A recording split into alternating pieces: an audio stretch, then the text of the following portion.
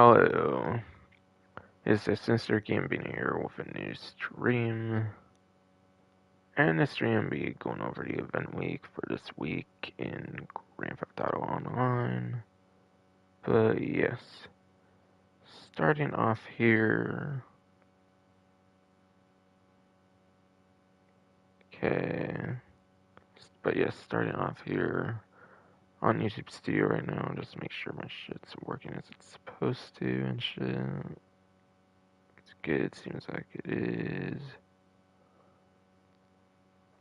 Alright.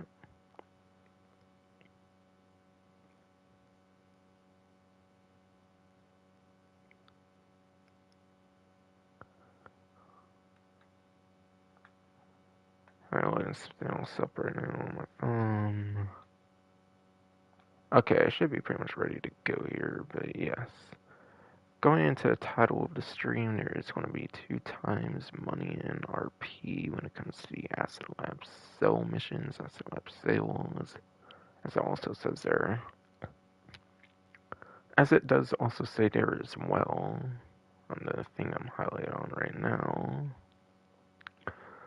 I actually sold one like right before like live streaming and stuff, and with the like equipment upgrade or whatever that you get for doing like 10 Fulgen jobs or whatever you have to do for like a certain equipment upgrade or whatever all. At least with that, it's like 700-ish thousand, it looks like, for a full thing of supplies. Just by yourself without any other players in your lobby and whatnot. But yeah, if like high demand bonus and stuff, you could probably make like a little over $1 million or some shit like that.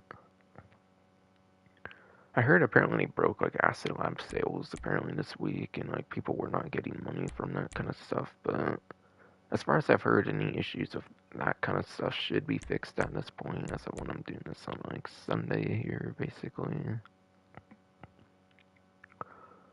Yes, it's a pretty damn good passive business. I personally kind of do prefer the nightclub when it comes to passive business, but this is definitely a very close, like, second good passive business, I would say. It's a very damn solo friendly, so, like, business kind of stuff. It's very solo friendly business shit, which is nice. I do not feel there's much of a bad sale or anything like that, as a solo player at least. It's actually, and it is actually better apparently to sell like solo as well, because I believe when there is multiple bikes of multiple players, there's no engine upgrades and whatnot.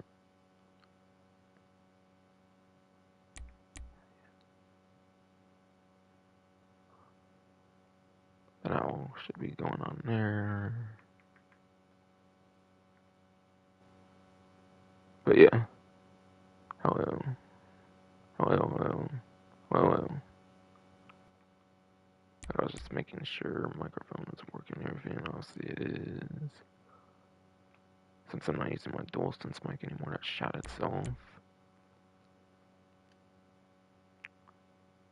Yeah, I think I pretty much mentioned just about everything I could think of for Acid Lab sales. Like, honestly, they're pretty easy and whatnot. There's not too much worth explaining.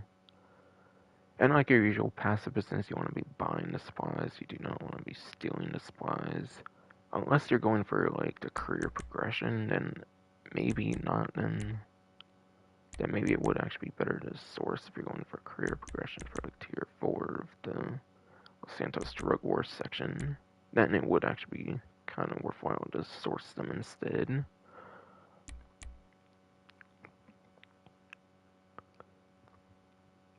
But on 8th gen, it's definitely preferable to do the buying of supplies.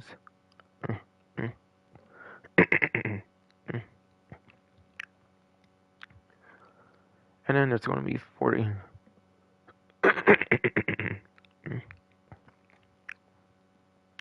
Actually, for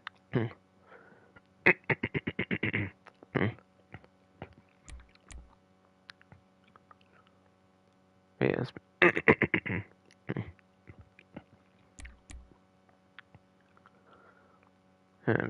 BS, shape fruit. There's also 40% off the MTL Brigade 6x6, which is the vehicle you run the business from. However, so the business is super good, so that's good enough for that alone. So you can actually get it for free though, just by doing the first dose missions.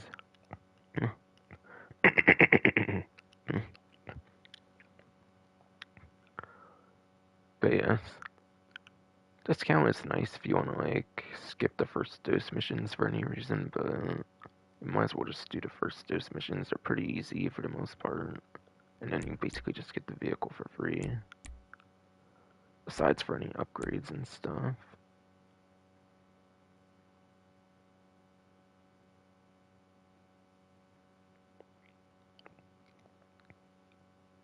And the Acid Lab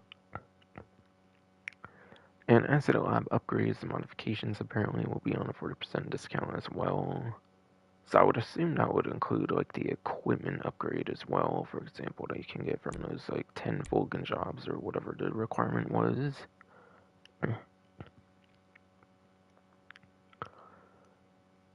So specialty upgrades modifications is a nice discount, but the vehicle discount is not necessary as long as you do the first dose missions, and the vehicle discount is pretty pointless since you're getting the vehicle for free. But if you are too lazy to do those, but yes. If you are too lazy to do those missions though, then yes, it could be a nice discount there too though. And then armored trucks here will be on a 2 times money.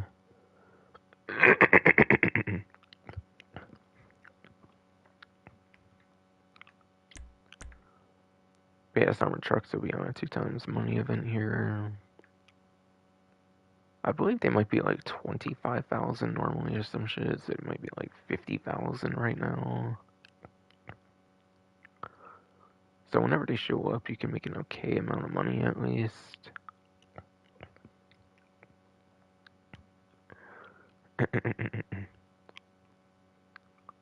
But yes, that should be 50,000, I believe, on double for sure.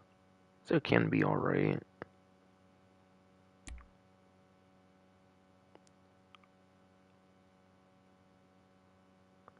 And then 2 times rewards for the Arena Warp series here.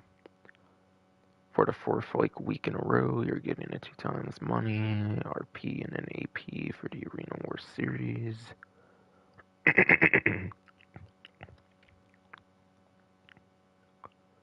And just like all the other weeks, it stacks for 4 times as well if you have the subscription bullshit as well.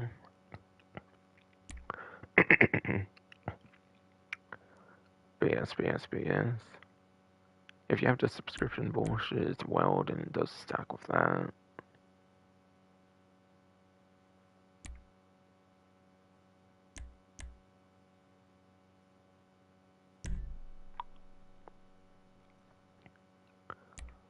Speaking of the subscription, this will actually be the last week for the current benefits. So because of that, I expect the arena to not be on a money event after this week finally. After it's been on a money event for like a few weeks now.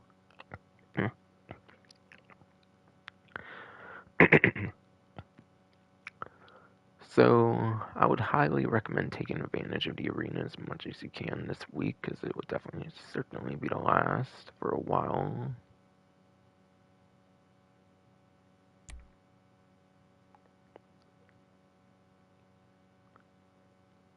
Just tell me I unlocked all of everything.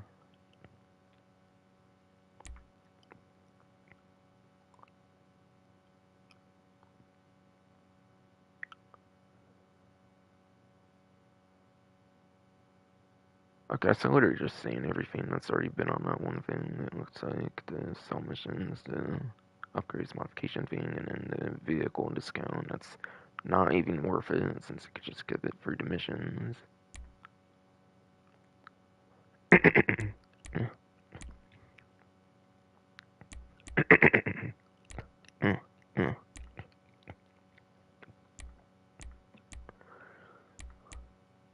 Oh, and the Asset Lab is a pretty armored vehicle as well, so that's a nice bonus too.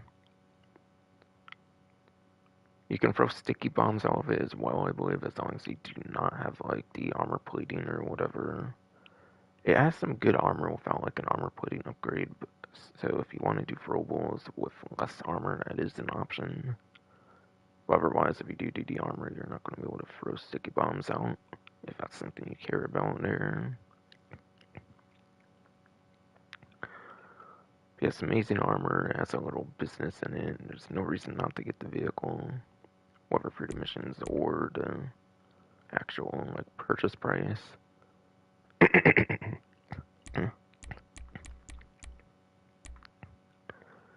And then vehicle discounts. Apparently they're listing a bunch of the vehicle discounts here on my what's the news section here. Which is not usually the case, but it is pretty nice when they do that. But yes, the Buckingham Valkyrie helicopter is apparently 50% off on the Warstock Cash and Carry website.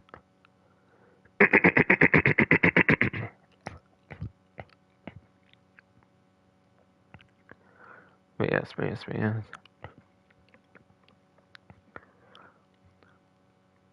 Valkyrie, it's a weaponized helicopter, so it's clearly useful, so I'm not going to go over performance numbers on this one.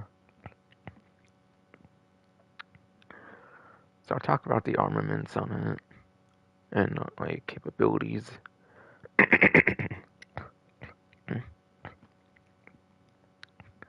So I'll talk about the armaments and the, like capabilities of it as well. So for the main gun on the co-pilot seat, you got like an explosive cannon.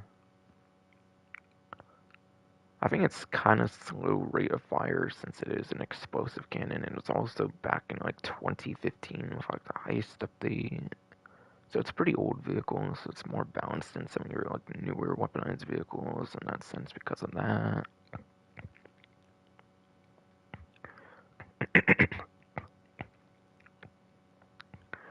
But yes. Stay fucking fruit. Damn it. But yes. Explosive cannon, having any weaponry that's explosive at all is super damn nice. And then yeah, on the side seats you just get like miniguns basically with fast rate of fire. If you have just one person pretty much as well, I think they could even switch between the sides as well, which is pretty nice. With like the press of a button or something.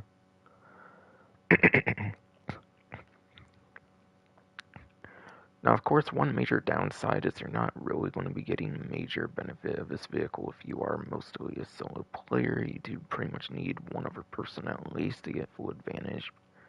I would suggest 1 to 2 people at least, free for like good for best possible measures, of course.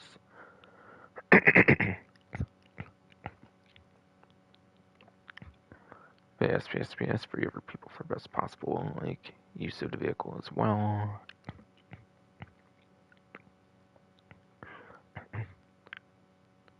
And yes, this vehicle has no explosive resistance as well, so it is going to blow up in one rocket though, which is also pretty unfortunate. So quite frankly, it's not going to be super useful as a solo player. Helicopters are some of the better money-making vehicles, kind of, when it comes to like free mode money-making though. Like a Sparrow is super good for money-making, like it's an essential vehicle, for example, for like the Caprico heist and stuff, or those like free mode things you can do for that. So if used right, it could be pretty decent for free mode money making. If you're just in an invite only with your friends and whatnot using a vehicle, it could be something decent there. Though I do feel the lack of missiles does hurt it though. Not having like missile pods and stuff or like homing capabilities does kind of hurt it though.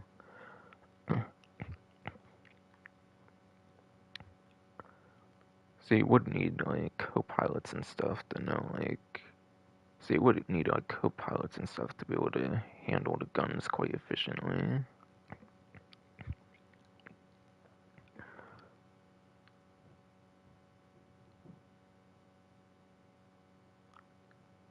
But it says weaponized, pretty good. And then the Benefactor SM, and then the Benefactor SM 722 sport car.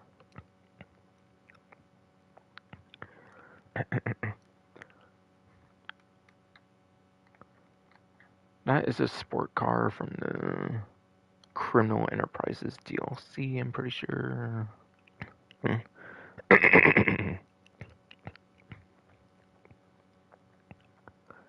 BS. That was definitely a sport car from the Criminal Enterprises DLC. Not shitty photo, but yes. BS.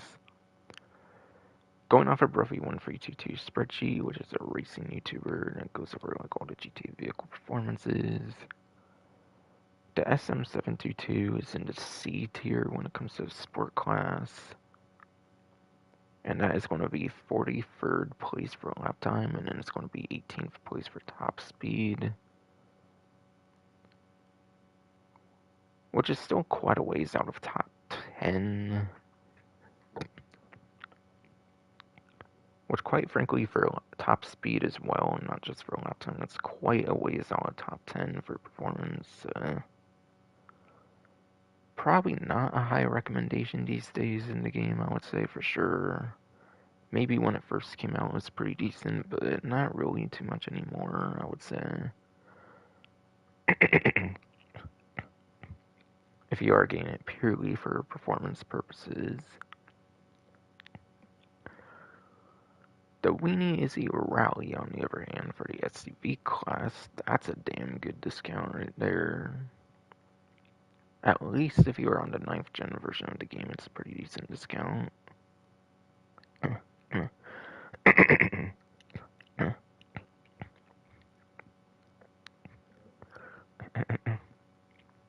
But yes. Now it is a newer vehicle, and the spreadsheet is as of like Criminal Enterprises still. The spreadsheet has not been updated since like Criminal Enterprise or something, and that was a Drug Wars DLC vehicle for the Izzy Rally, so I'm not going to have performance numbers to go for on the regular version for 8th gen, unfortunately.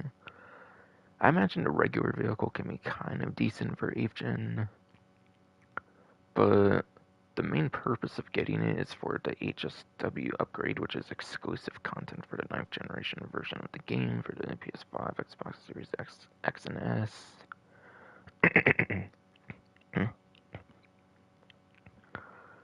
So if you are on a 9th generation system, you can get some super insane speeds, which makes it one of the couple best SUVs in the entire game for performance.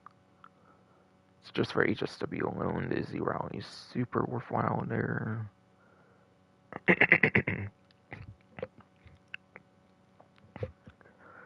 And then the overclocked NTXF, that will be for the supercar class. I believe it's actually the one from 2013 over there, which is interesting. I assume it's probably off of the vehicle website since it is a day one vehicle, so you probably gotta buy it at a showroom or something if you want it for the 1 week. If you want to ensure you can obtain it for online.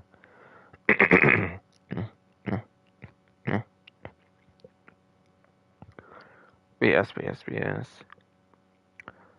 According to the spreadsheet, the NTXF is in the D tier for the supercar class, and at best that gives it a 38th place for lap time, and at best a 44th place for top speed. 38th and 44th is obviously way out of top 10 for the supercar class. Quite frankly, and it is also definitely the 2013 version from the story mode.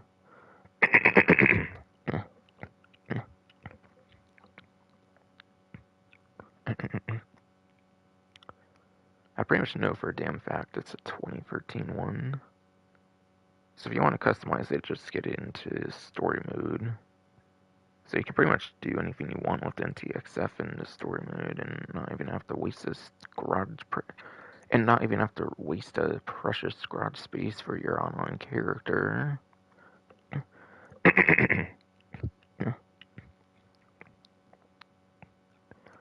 BS, shitty fucking fruit.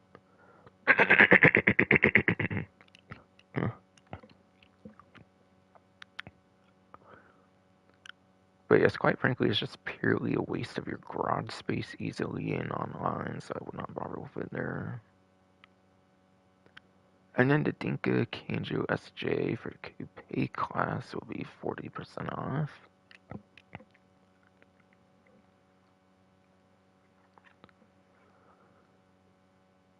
And I believe that's one of the like 17, 18, 19, like 20 tuner like subclass vehicles in the game, kind of.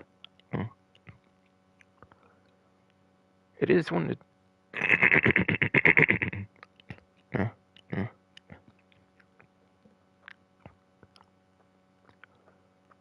yes. It is one of the newer tuner vehicles of the game, so it doesn't have the same amount of love as the like older coupe. Not older coupes, but it does not have the same amount of effort that the older like tuner subclass vehicles or like the Los Santos tuners update does. It was one that was introduced later on. I think it was Colonel Enterprise that introduced that one. Like with the 722. But yes. The Kahanjo SJ, according to the spreadsheet, is going to be in the D tier, top of D tier for the coupe class, which apparently gives it 14th place when it comes to lap time, given it's a very small class. And then it's 17th place when it comes to top speed.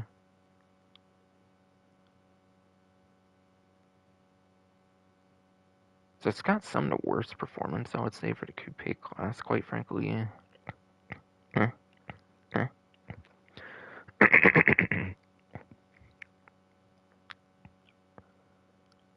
yes. Definitely some of the worst performance easily when it comes to the coupe class in the game. And again, it is a tuner subclass vehicle, kind of, but it was after the release of Los Santos tuners. But yes. That is important to know because apparently you cannot use it in like street races, pursuit races, and probably robbery contracts. You actually cannot use it for any of that content as far as I've heard. So even though it is in the tuner subclass, you cannot really use it for much of the tuner specific content, I'm pretty sure. So it's honestly mostly useless, so even though it is a tuner subclass vehicle, I would probably not recommend even getting it, quite frankly. Because you definitely cannot use it in the exclusive money opportunities, I could swear, for the tuner subclass. Since Rockstar does not like to touch older content to add like newer things in it, usually. Of course, some of that has changed within the last year to two, especially lately, but as far as I know, you cannot use it in robbery contracts, which is quite unfortunate. And other stuff like that, too.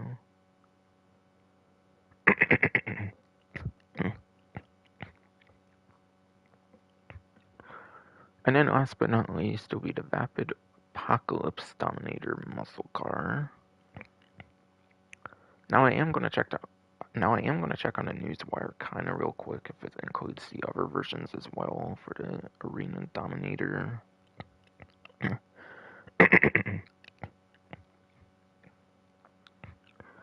Alright.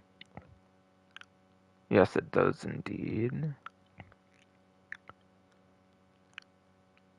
Honestly, though, I think the Apocalypse, when it comes to the Dominator, is the best version of the vehicle. I'm not gonna lie there. But the Apocalypse Dominator actually has a pretty unique gimmick to it that not a single other version of the Dominator has. But yes, I think there's a tombstone you can drop from like the back. There is a tombstone you can drop from the getting tongue twisted due to my shitty free living. But yes. There is a tombstone thing that you can drop from like the back of the vehicle with like holding down like right on D-pad, I believe. Which is pretty unique, and I think it's exclusive to the Apocalypse Dominator, and no other vehicle Dominator or otherwise for the arena has that kind of gimmick. So it does have a pretty neat gimmick on that, which I would highly recommend it for.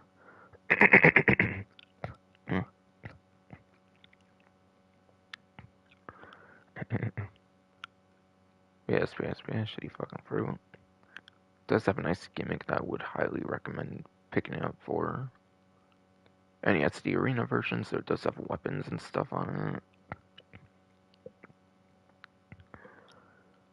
For main weapons, it pretty much...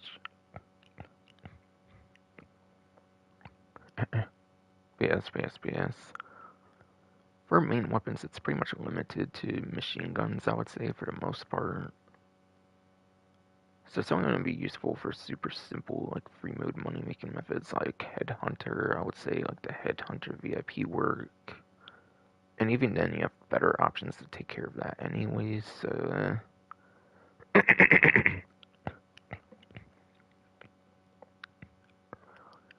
yes, yes, yes. Either way, you have better options to take care of that anyways when it comes to the Headhunter VIP work.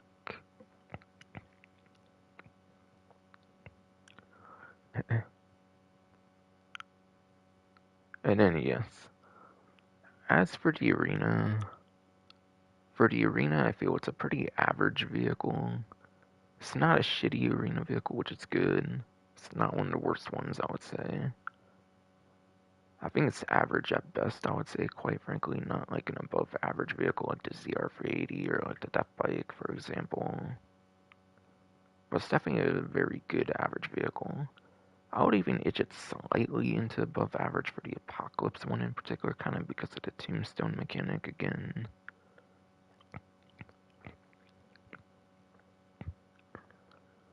So yes, it can be pretty nice for the arena.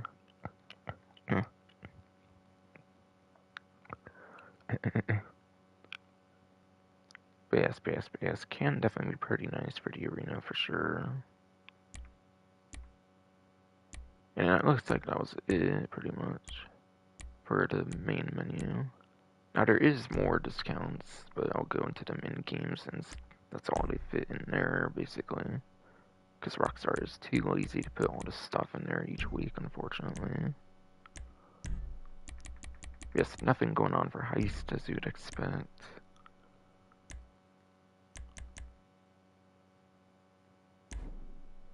I think I'm pretty much ready to go into free mode at this point.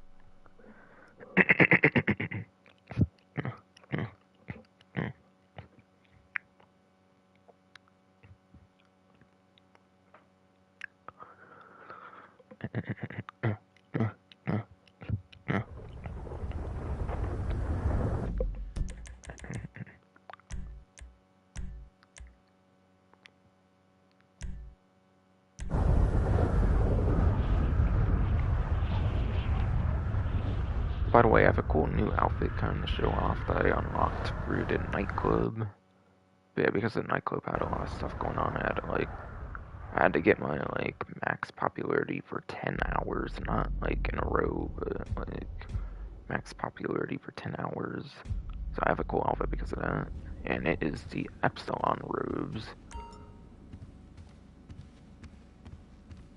But I think if you tip the person like 500 something times, there's like a person in the bathroom you can tip 500 something times, and it has to be with your like green cash number there. You can do something like that, and it gets you like the Epsilon robes, which is pretty cool.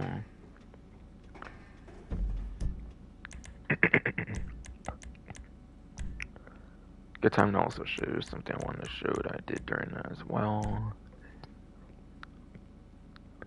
I got drunk in any nightclub 100 times, which was nice. I only got to 35 from like 22 on like hotspot though, so I'm gonna kind of need another event kind of for hotspot probably. Or of course I could just invite people whenever to my nightclub since it's just taking people to your nightclub basically. It's not like a money thing at all. For the award requirements and reward and everything.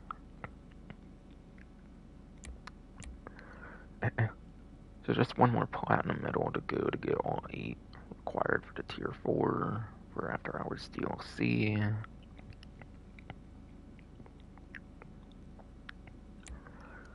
But yes, when I did that, I also got the Kiflam t-shirt as well. But there is a but yes. There is a Kiflam t-shirt as well that you can get for like a certain event that involves getting drunk in a nightclub. So I got pretty much all the Epsilon clothing, which is pretty cool.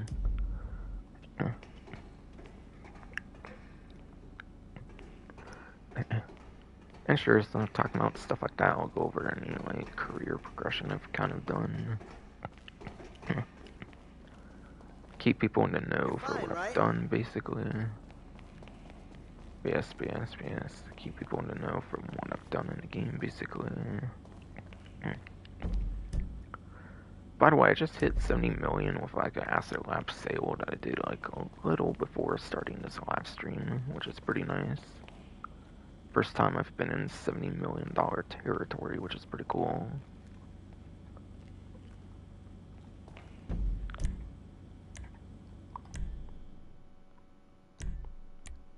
There's nothing here all happened, definitely not.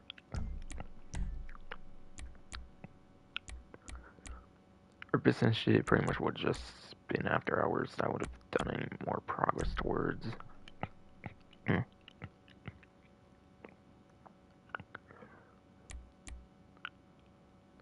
I believe I definitely got dance for 5 minutes inside a nightclub. Unless that one was automatic. It might have been an automatic one, I forget. But if it was not automatic, then I did do it. I got to eject a troublemaker from the nightclub. That was one that had to be done again. It actually was not the event that I thought it was. Apparently the VIP limo one does count. But there's like a stupid VIP limo one that you have to do where you have to like drive slow and shit, I believe.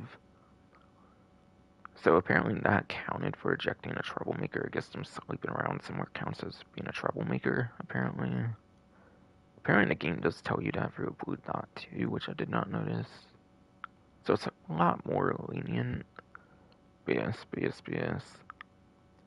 It is a lot more lenient than the game would have you think it would be, at least. Just purely looking at the wording on the career progression, at least. It is. I may have done the source goods for the first time. I forget if it was auto-checked. But yes, shitty fucking fruit. I forget if that one was auto-complete or not, so I might have got that check mark there.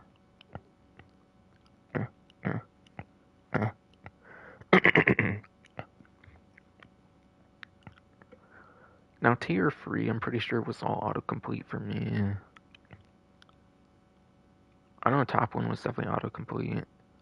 I had the $250,000 one. I believe that one was not autocomplete, but I did actually have $250,000 before the event started. So it's not really bothering with my save beforehand. Much until this latest event.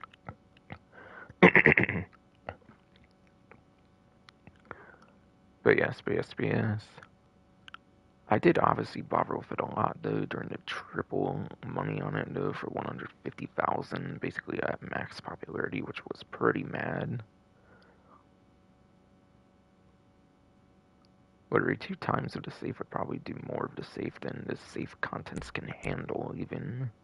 So basically every time like at max popularity I was having to basically empty the safe to maximize my money earnings too. So I did.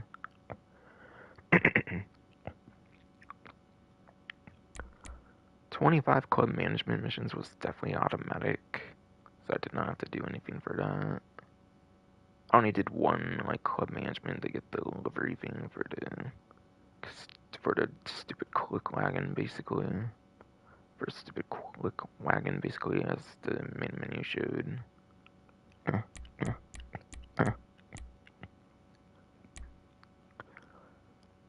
And again, with the like Platinum Award thing, they only have the one of inviting players to nightclub. That could pretty much be done at any time, even without an event. Probably kind of successfully, I would imagine.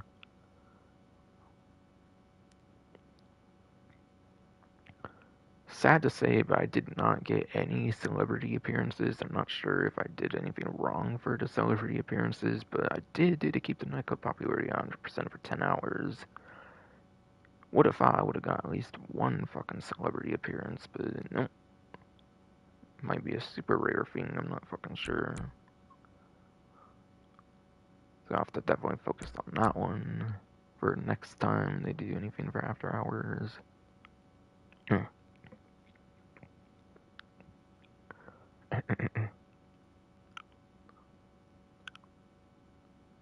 And yeah, keeping the code popularity 100% for 10 hours.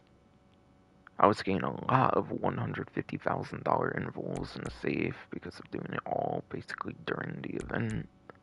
So I made some insane money for the safe. In fact, I think I have like 200,000 in it right now because of 150,000. I think I got 150,000 after the 10 hours. And then I think I got 50,000 for normal right now. So one more time right now, and I'm pretty much going to have to collect it. So I'll probably be collecting it on stream then.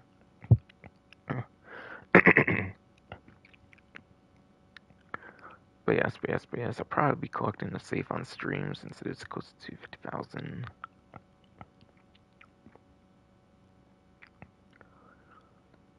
And then, yeah.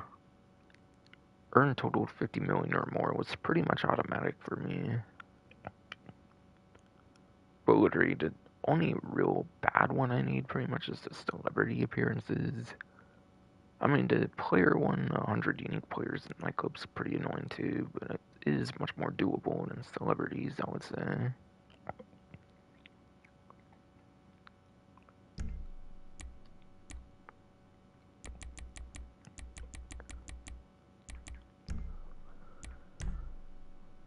Nothing all would have went on these. Same with these. I did not get to do any arena for last week, unfortunately. I was kind of pretty busy, so I did not get to more arena for week 2 and week 3. This week I'm definitely going to try to get some arena done, though. For adversary modes, I unfortunately did miss out on one of the adversary modes, but I think all the other adversary modes I did get to take advantage of. But yes, I got a Trading Places remix in. Yes. Trading Places remix, I think, was actually the only like returning adversary mode for the previous month they even put on a money opportunity. So because it was the only one to put on a money opportunity, that was pretty much the easiest one to do, probably. I did manage to get Occupy as well. Shitty throat, damn it. But yes. I did manage to get an Occupy complete as well, so that was nice, since Occupy only required one other player, so that was super easy to do. But then at like the way end of like the event, at like very early Thursday, I was trying to get Extraction going before the adversary modes changed. But unfortunately that did not happen, so I did not get Extraction.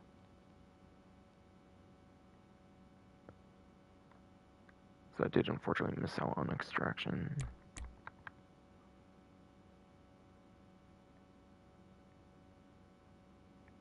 And I did win the Trading Places remix, but I did actually lose the Occupied. I did lose the one-on-one Occupy, because BS. I did lose the one-on-one Occupy because I actually forgot you could like claim multiple things.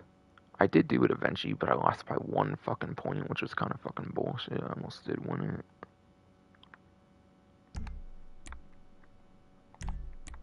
Nothing new there.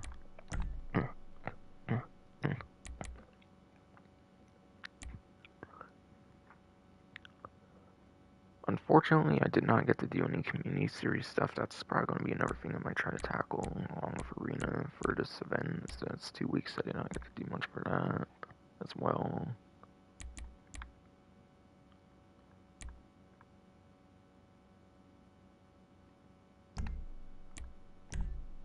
Nothing would have happened here because all the community series stuff thing is racing right now.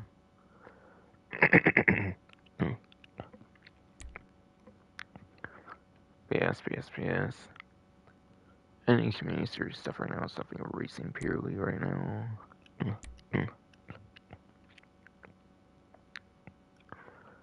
Yes. any community series stuff is definitely racing, so nothing here.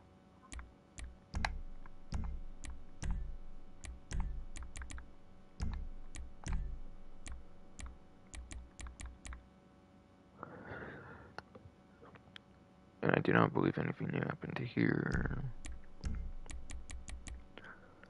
Now going off the title, obviously main focus for this event should probably for sure be the drug war section.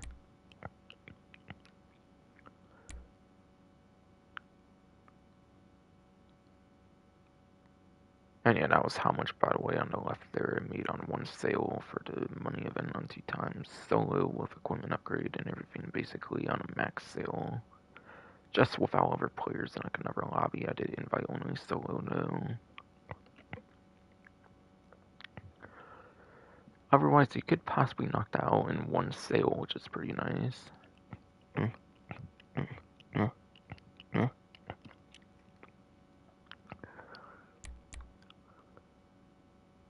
BS. If you do it in a populated lobby, you could probably get the 1 million in one sale for this event, which is nice. Which means you could probably do this one in like 9 to 10 sales, basically, possibly.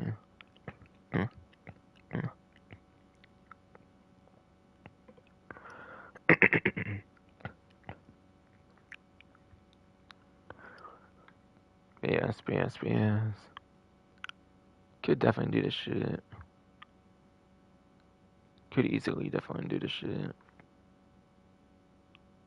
BS. You could definitely easily do this shit for sure.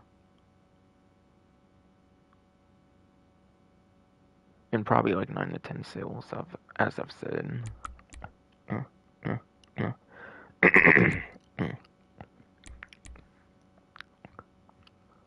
BS. Definitely maybe shooting for that one at least.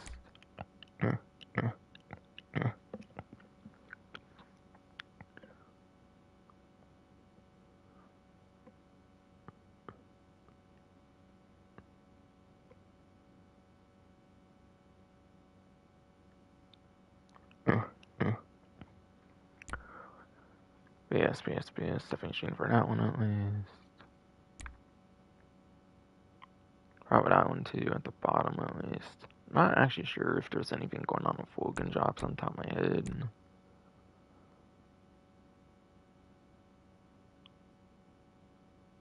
Again, I'm not also sure with like Elastos if there's much of anything going on with that right now. Probably not. So it might not be a good week for all of it, unfortunately, but at least some of it should be much more doable in this event.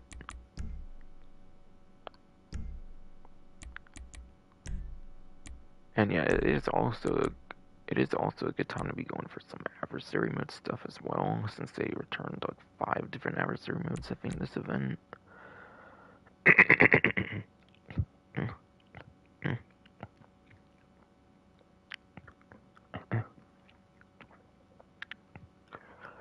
BS. Should also be a good event to go for adversary mode stuff, or at least a good month, I would say, to go for some adversary mode stuff, since they did return like 5 of them, I'm pretty sure. Tier 4 might just finally be possible to complete finally with all the slow drip feed of adversary modes.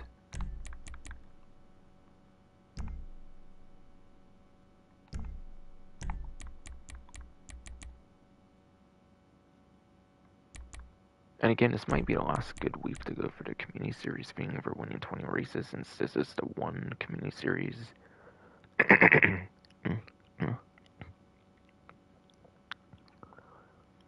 BS.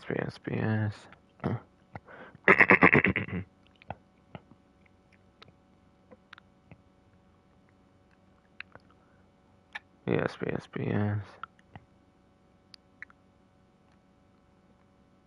It's pretty much one good event, pretty much to go for the community series thing, basically. I think this is the only time so far they've done purely racing for the community series.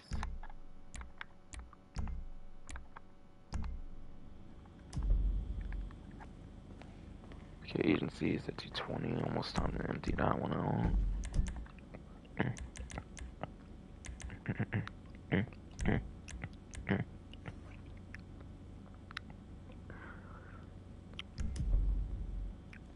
The arcade is a real long time to go. Right, back to the YouTuber outfit here.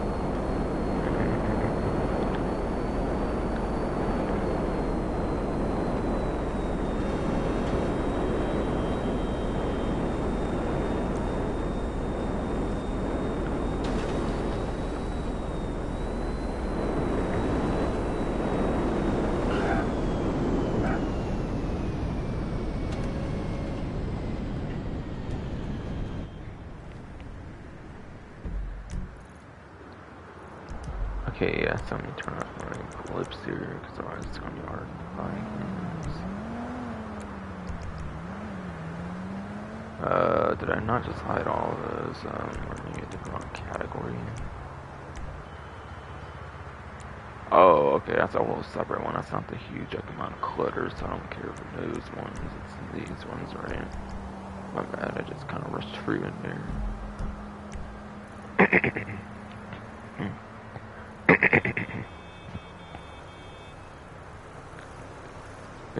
BS, my bad, I kind of just rushed through that there.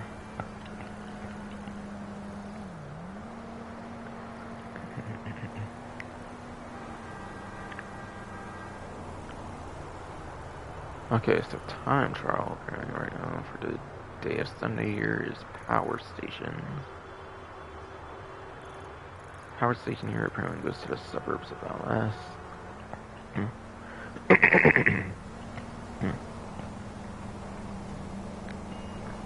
I got them in the shit, bro. BS. Suburbs of LS, I think, might be like, I don't know. Could just be like Marietta Heights or something like that, if I'm remembering right. Over here, some shit. Or Mirror Park over here, some shit. I fucking forget, I don't know. Might be a pretty off-road heavy one. Might be definitely want to take advantage of the train tracks, possibly. For a couple strats on that one, if I'm remembering the right time trial. Again, take that off a grain of salt. I think that's the correct location there for the destination, but I kind of forget this one.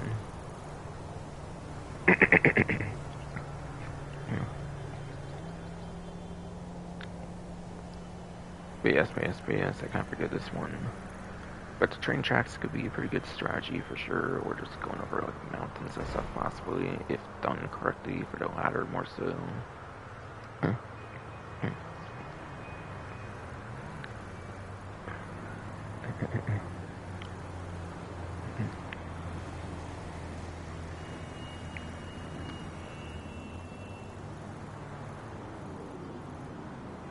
Okay, where is this RC? Okay, there's the RC Bandito one apparently.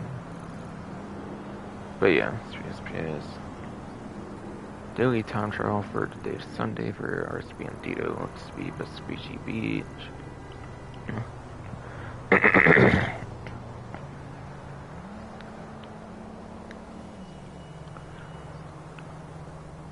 SPS. Daily time trial for day Sunday is definitely Vespucci Beach. Honestly, there's not too much to say about this one. I feel quite frankly, aside for just knowing how to corner on it and whatnot. I don't know, there might be some things worth saying, but I have not played these in like forever and stuff. just watch a video guide, just watch a video guide, or just like learn the corners yourself just over time of doing it, basically. Either way, you should get it eventually pretty efficiently if you are decent at the game, basically.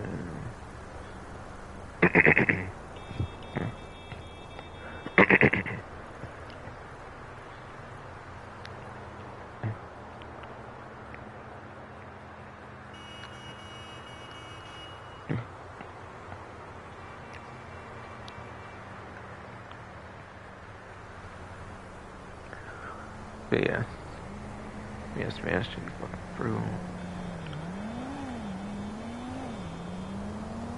But yes, the weekly HSW time trial, the weekly one for that is run alternates right now.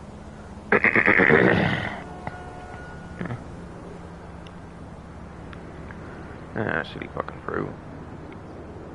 But yes. The weekly HSW time trial right now, yes, run alternates.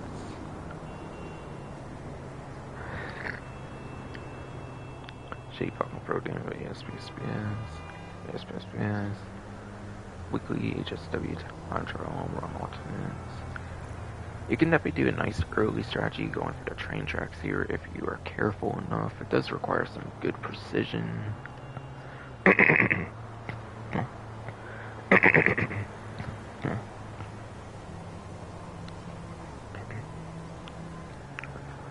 But yes. That strategy would require good precision and like good luck of being able to hit the tracks right and stuff like that. If done right, you can do a nice shortcut there, probably. And honestly, for the most part,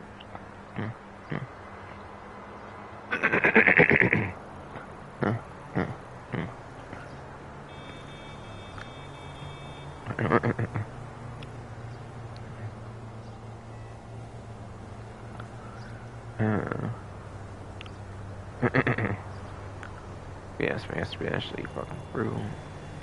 Besides for a little strategy that you can do at the beginning for a shortcut, I honestly feel it's just usually the GPS route you want to take.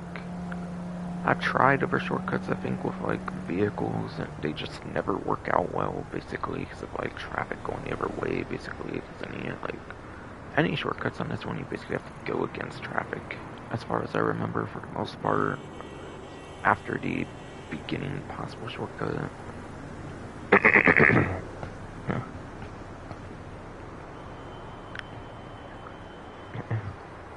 Actually fucking road damn.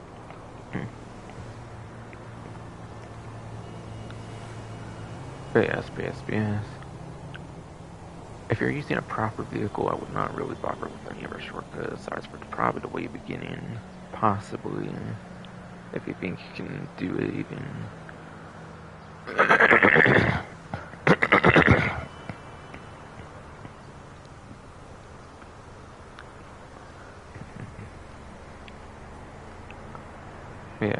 Yes. Possibly if you think you can do it even, yes.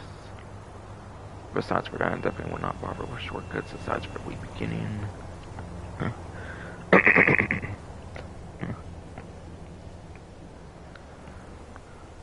Wrote that.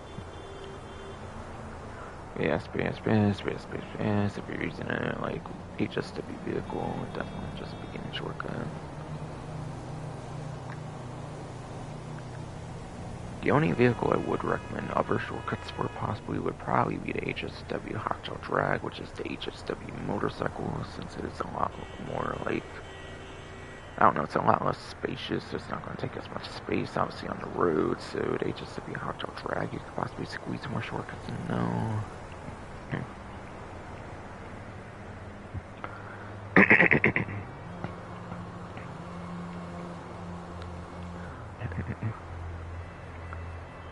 But yes. As for vehicle advice, there's no part-time on this shit. Yes. There's no part-time on HSW time trials, as you might notice, compared to regular NARS mandated time trials. So you can use anything you want as long as it's HSW, and you can have some good success with it technically.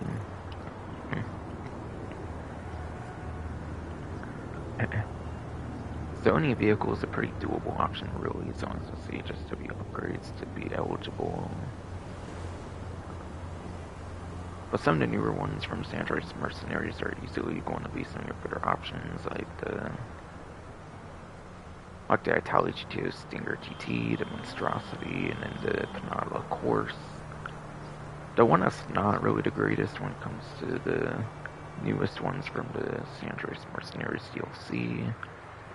If I had to choose one that's probably not as worth doing between the latest update, I would definitely go to the Bravado Buffalo EVX. Yes, Bravado Buffalo EVX is probably the most disappointing one of the current DLC, since Bagheera's EX from the Colonel Enterprise is still the #1 muscle car for lap time and top speed for HSW. So if we have 4 from the latest update are some of your better options at least. In a general sense. And then obviously the HSW Hotshot Drag being a motorcycle, being a lot less spacious basically, is always a pretty good option as well.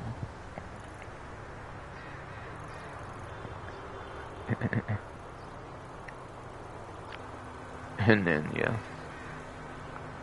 Daily Junk Energy Town Trial as per usual, since I'm usually doing the streams on Sunday here, is Pillbox Hill. Seems if there's exactly 15 different time trials, it seems you usually get a lot of duplicate ones, I feel. I think I noticed the same with RC Bandito, since I think they did 10 initially, but then I think they did 5 more with the Andreas Mercenaries DLC, so I think both of those have 15.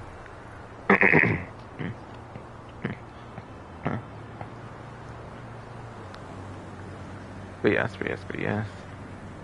I do notice these do repeat a lot, for sure. Since there's 15 time trials, which is only a little over 2 weeks worth, basically.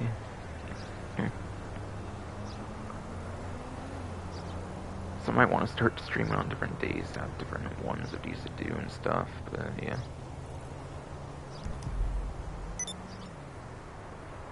Since I do need to hit my 25, like, time trials. And I usually just do those on stream. Wait, why am I entering this again?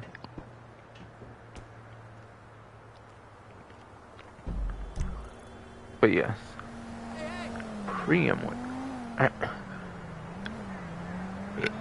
God damn it, shitty throat trying to tongue twist my ass. God damn it, shitty fucking throat trying to tongue twist my ass. God damn it, though.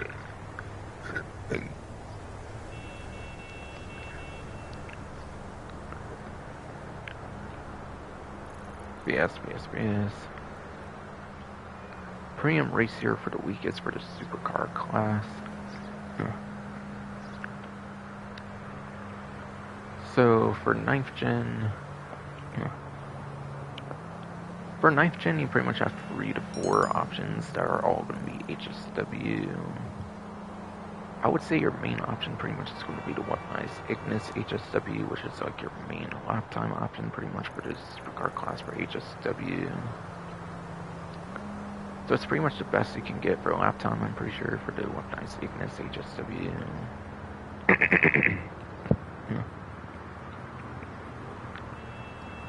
Should have some pretty... But yes. It should have some pretty respectable top speed as well.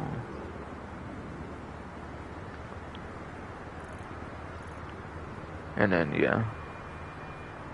Your other good lap time option, as far as I'm aware, for the most part, pretty much also tends to be the coil cycling to HSW. Being an electric car, it's kind of obviously going to be more focused on lap time, since usually electric cars, in this game at least, do not have some very great top speeds. But yes, lap time can be good for electric cars, kind of, yes. Lap time can be pretty alright for certain electric vehicles, definitely for Cycling 2, being HSW for example, especially.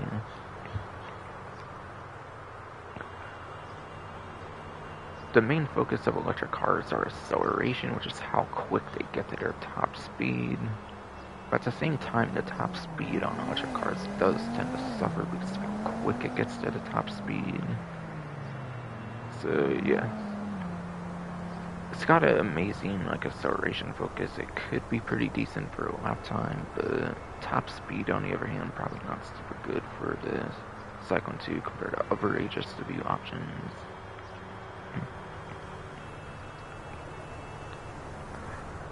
But yes, BS. It is worth noting that top speed is pretty niche though, since it's pretty much just pure straights for the most part, where you would want a top speed focus. So it could be a very good option for most of your races for sure, but I would probably just do the weaponizedness over it just in case. I think acceleration is more for like free mode than it is for like races, I would imagine for sure, for the acceleration on electric cars. More for free mode usage. BS. Definitely more for free mode usage, definitely.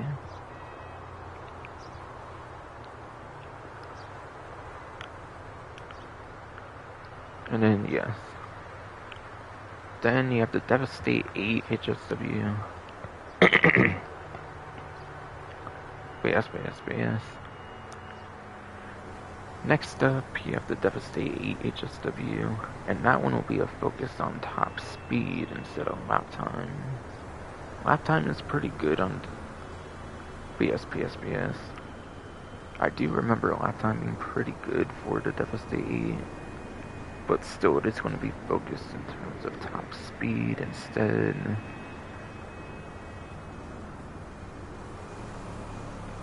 So Devastate 8 is pretty much your best top speed option, like our weaponized Ignis, I believe is pretty much your best lap time option. And then, oh no, the latest HSW Supercardo, that one is fucking garbage, unfortunately. The NTMT HSW finally to finish off the HSW Supercars. BS. Even though it is an HSW vehicle, the Entity MT HSW apparently has 20th place when it comes to lap time, which is fucking garbage. 20th place of lap time, you're probably not going to want to use it unless it's a highway or like airport runway or something. Again, any really long straight where you're going to get the top speed advantage would be pretty much the only case where you would want that.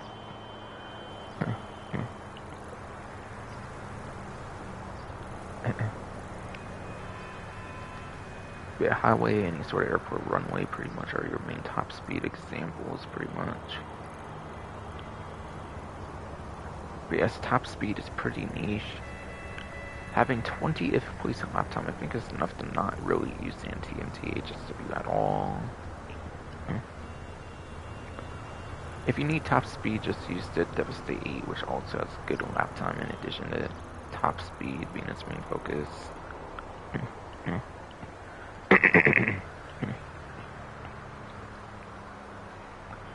BS, shitty fucking through.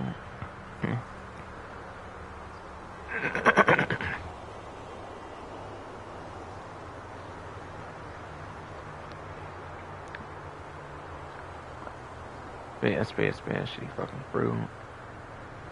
But yes, if you are on 8th gen, your vehicle options are obviously going to be different.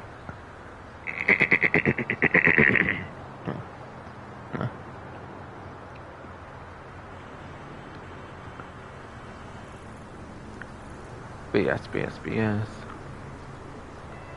If you are on the 8th gen version, your vehicle options are pretty much going to be completely different though, since you will lack HSW for how special works, which is exclusive to the 9th gen version of the game.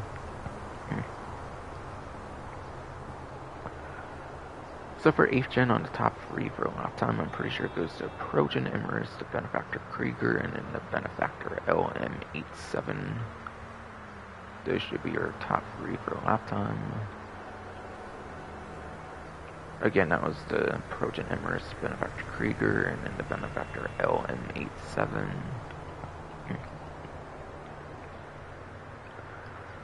And then for top speed, you can use the regular versions of a couple of those HSW vehicles for 8th gen.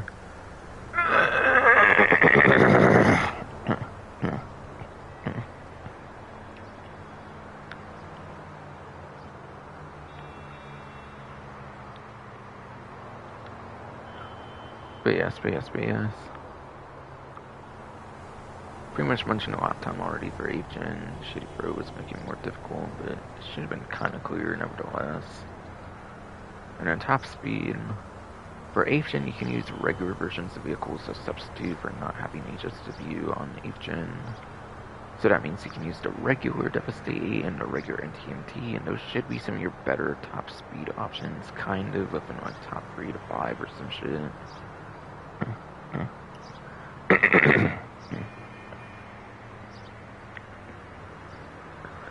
But yes. Otherwise, a couple of your better, like, top speed options for 8th gen only, pretty much.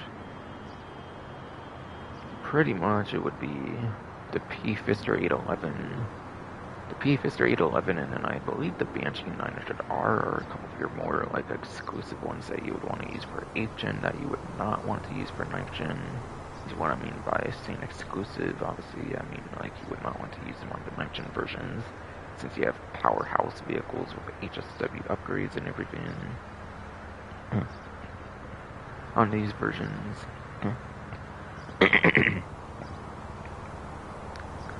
But yes. Again, the regular versions of the Devastate and the NTMT for 8th gen, along with the P-Fister 811 and then the Banshee 900R, which is the sport car Banshee, over to the supercar Banshee 900R supercar that you do for Benny's original Motorworks. And yes, I am not going to go into the actual thing to show, like,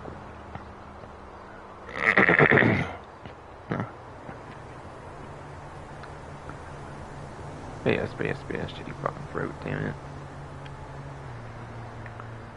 I'm not going to show, like, what the race is myself, but if you want to do that, as you can see on the bottom of the screen, you can just press square to start the job. That would be X on Xbox or whatever key on PC. And then on the lobby screen, I think you use the same button / key, I believe, to look at the map of the race as well on, like, the lobby screen. And I believe you can do it when you pick your vehicle as well. So you can check what the course is on your own time. But I did give some top speed. But yes. I did give some lap time and top speed options for either scenario, basically.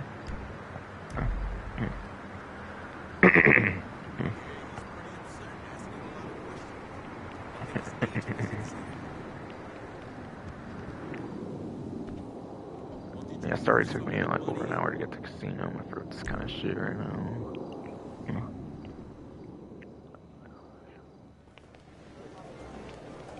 Oh, shit.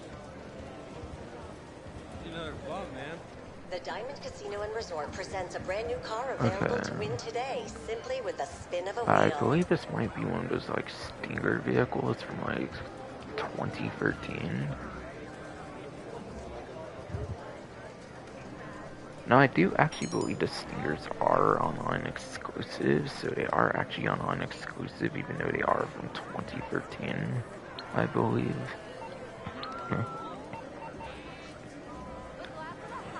Have you stopped by the But casino store yes, for some reason the Stingers, I believe, are exclusive. Life is ephemeral and without much meaning, except for consumption, which always makes you feel better. I am pretty sure the Visit the Stingers casino are store. exclusive to the online for some reason, even though they are from 2013. Alright, yes, I was right. It is one of the Stingers. It's the Grotti Stinger GT for the Sports Classic class.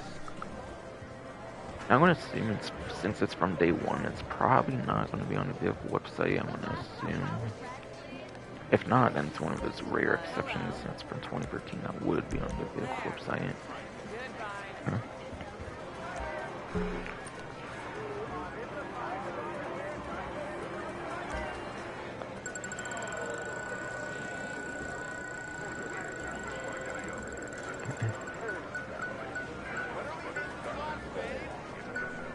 Alright, clothing. Unless it's from the casino store, then I would imagine it's not actually new. I pretty much bought any of the, like, 2019 and earlier clothing from, like, when they first released the casino DLC, basically for the Diamond Casino Resort. So any like regular clothing from like 2019 onward in the regular clothing store, I think I already have, so that's probably not really anything new for me. Unless it's something from the casino store, which would be a nice case, but maybe not, unfortunately.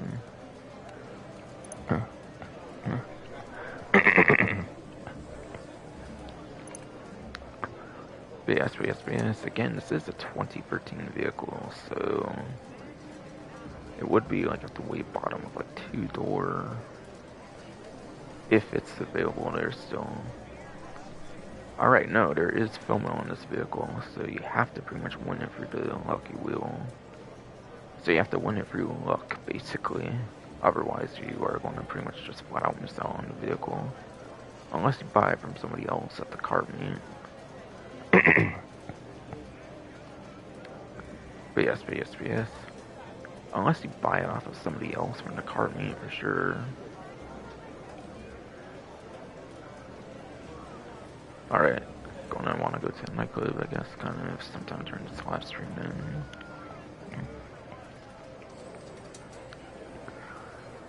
That's very unfortunate, man. I only got like 4 bars of popularity now instead of 5 or some shit, damn it.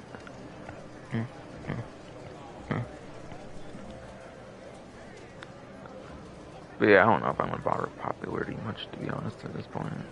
Unless another event happens, obviously, then I maybe would. But I would not even need to with career progression anymore, so maybe not still. I don't know, just rebooking DJs is pretty easy though. I was just rebooking DJs like a time or two, basically each time to top off again.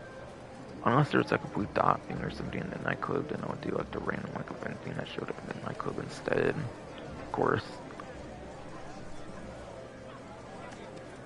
But yes, it's not on the vehicle website.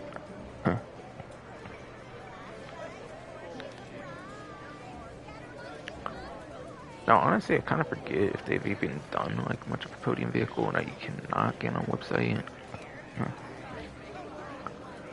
Now, podium vehicles actually would kind of make sense to always choose somebody on the website since it is luck-based after all. But I mean, it is a vehicle from 2013. Again, it is actually online exclusive, I'm pretty sure, despite that though. So there is some reasons you might want this vehicle just for the online exclusivity. It's not often that just a 2013 vehicle that's exclusive to GT Online.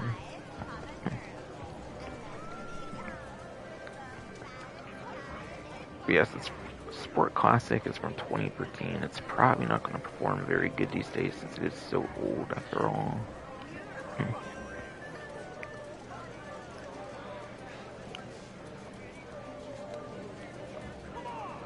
BS.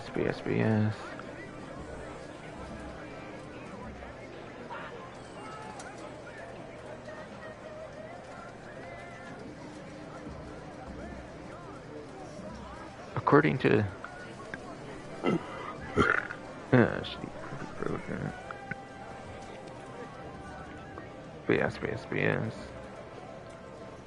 According to the spreadsheet, the Stinger GT is in the E tier when it comes to Sport Classic class, which is not good at all. And that would be 26th place for lap time and then 22nd place for top speed. Yes, you are in the 20s for both lap time and top speed.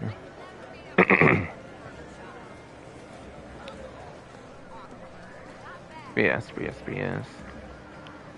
You are in the 20s when it comes to top speed and lap time. Top speed is just barely above average for the whole entire class. It is in the above average section, so like in the upper half for top speed at least for the entire class. But still. It is very much out of top 10, so I would not bother with it for performance though. Again, the only reason you would want it is maybe for the online exclusivity for a 2013 vehicle, which is not a very common thing, so in that sense it could make it an interesting vehicle in that way, if you care for that kind of detail of the vehicle. Besides for that, probably not even worth getting it really, honestly.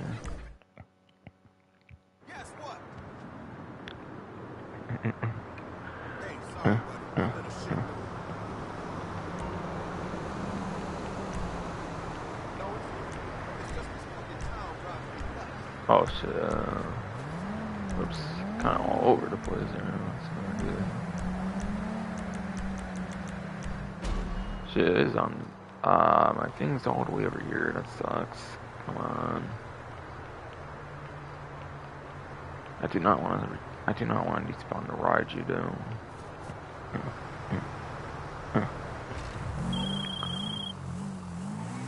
So maybe try to do something, I don't know. Yeah, I should not have chosen the fucking, what's it called? I was kind of gonna do the, like, Avenger thruster, but then I'll have to get off of it for the sticky. Now one of my probables did glitch up to where it's not in my, like, weapon wheel for some reason. Because ammo glitches in this game are a common thing, apparently. It might have got too far and despawned, and then, assuming that's how it works.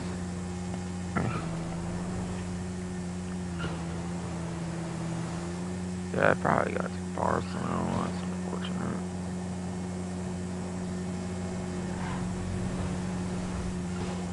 Okay, why the hell did it even despawn if you're far away from it? No, that's fucking stupid though. Oh, never mind, it's over here. Okay. I just did not expect it to be able to get this far.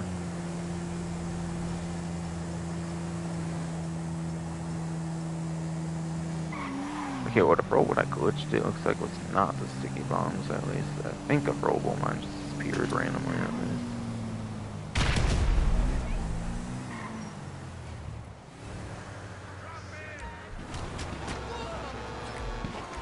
Alright, yes, it is 50,000 on a double money, that's what I figured. From what I remembered on it.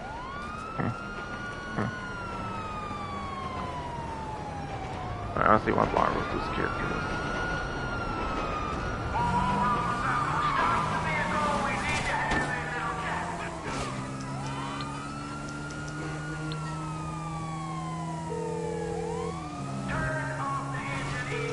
If it isn't my creepy silent friend, how can I help?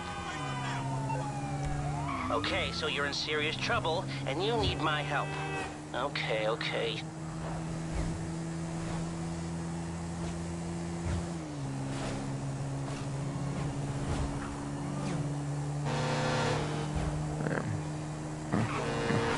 Oh shit. I was trying to stand on one side, but I bumped this all in a certain way where it kind of pushed me over to the other side.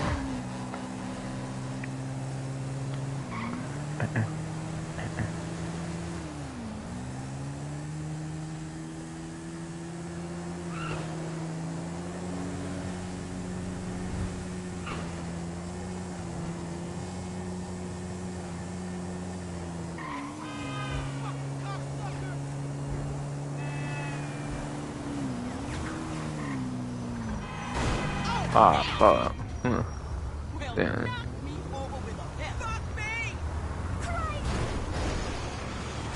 Oh, shit.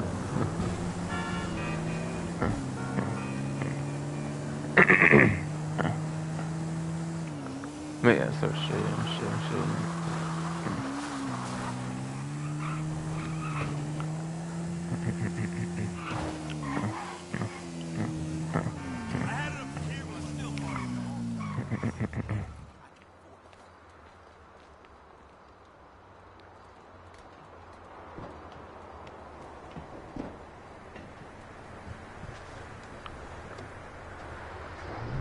Okay, well, I was pretty much everything to do with the casino there. Or coding vehicle there, of course. Yes. Heard a coding vehicle, of course, yeah.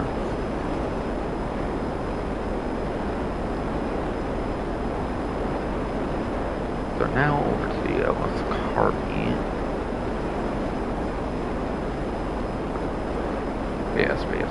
Now over to the Ellis Carby, yes.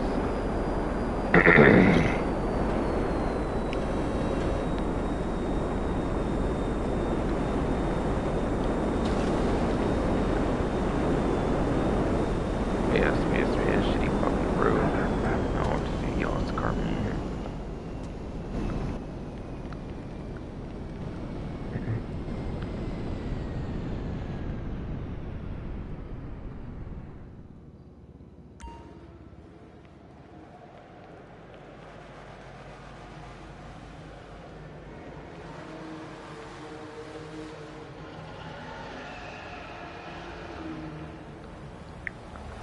Okay, so the vehicles here this time around, let's see, the ENS Super Diamond.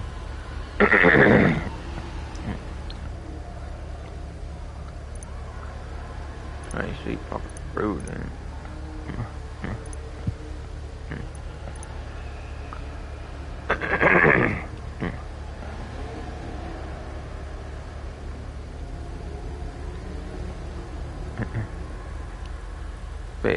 Fast, shitty fucking through. So, test ride vehicles for the week this time around is the ENS Super Diamond, the Weenie Dynasty, and then the Overclock NTXF. I imagine this one was definitely vaulted. Yeah, it wasn't a day one section. I sure did not notice a discount in Luxury Motorsport for 2 doors, so it's definitely vaulted on the NTXF. I certainly was already there for that. Plus, I already did explain the discount.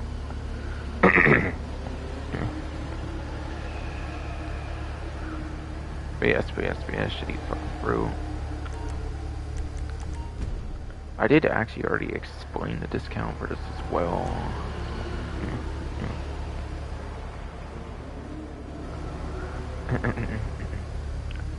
BS, shitty fucking bro. I already explained the discount on this one though, yeah.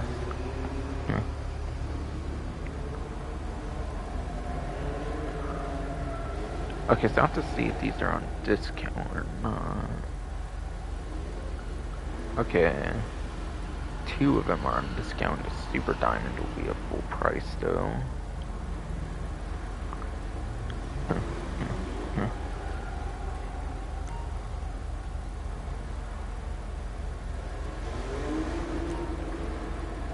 So that's still 250,000, which is the standard price for that.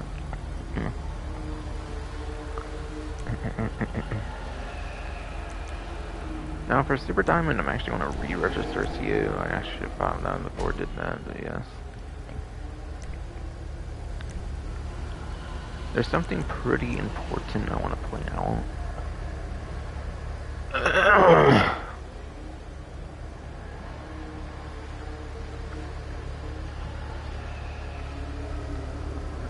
BS. There is something pretty important I want to point out when it comes to Super Diamond. You can actually get it for a CO vehicle. BS. If you do purchase the Super Diamond, you do actually unlock it as a free CO vehicle.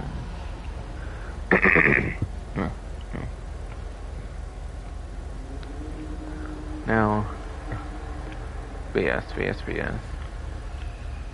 If you do buy the vehicle,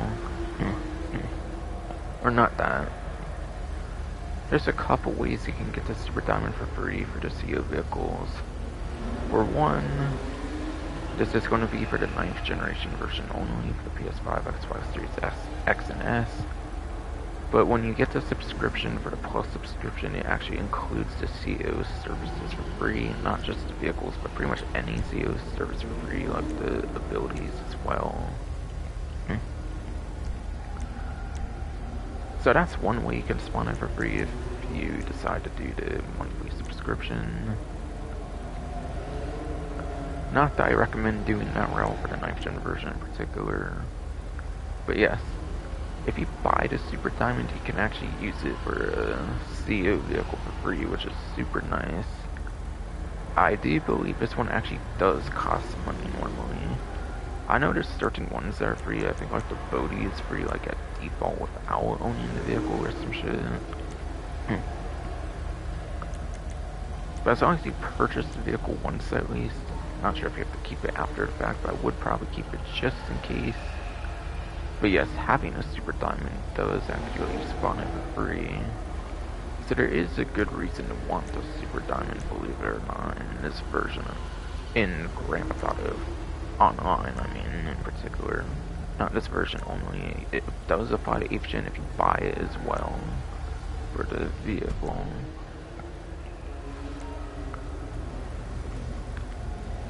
So that's a way you can get a free CO vehicle. So that clearly can make it pretty nice to own. Okay, I'm curious if it's still on the vehicle website. 4-door. There's not a single 4-door for day 1 vehicles. Okay. So if you want Super Diamond, you're pretty much going to have to get it. Yes.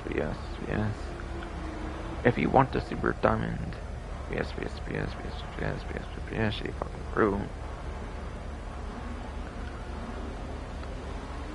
But yes. If you want the Super Diamond, you're pretty much going to have to get it for this one event.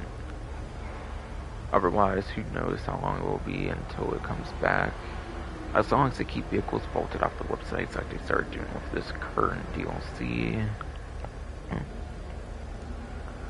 Now, of course, I would hope they reverse the decision, but they probably won't. Just watch, they'll probably just keep doing this FOMO bullshit. Or hopefully we're lucky and they stop doing it like they did for the limited time vehicle releases, like they did for the Drug War update, where they only did like a vehicle for like a week and then it wouldn't be available for a while after that. So hopefully it's like that and they reverse the decision basically. And it's like a one update trend basically.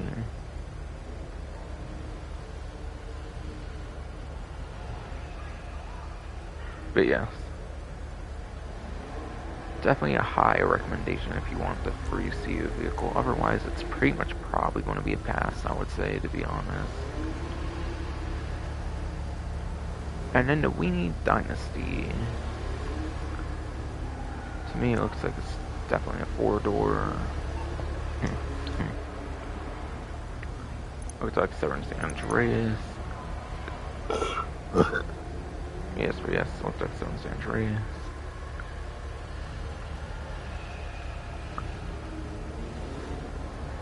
I do not see it here, so it looks like there's FOMO on this vehicle too. But yes.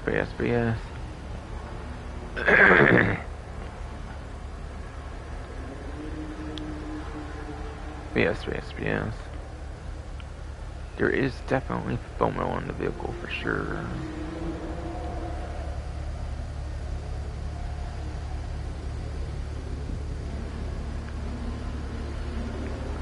Alright, so going to the spreadsheet, the Winning Dynasty should be in the Sport Classic class, I believe, as well, just like the Stinger GT I went over earlier.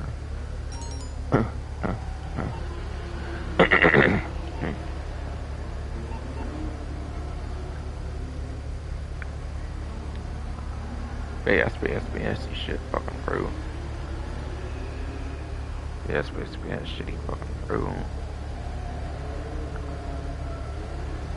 Should be in Sport Classic like the Stinger GT I went over earlier for sure.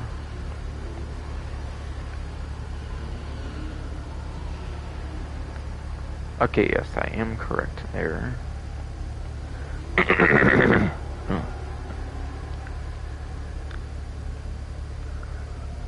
Yes, you shit fucking through. I am indeed correct there.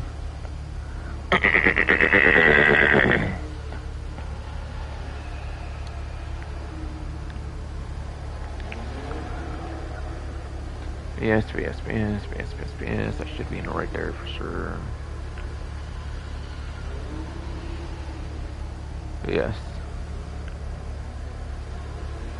The Weenie Dynasty, according to the spreadsheet, is in the H tier for the Sport Classic class, which is actually pretty much the lowest tier to place in for the Sport Classic class. That means pretty shit for lap time right away. And that gives it 36th place for lap time. And it's going to even get 40th place for top speed as well.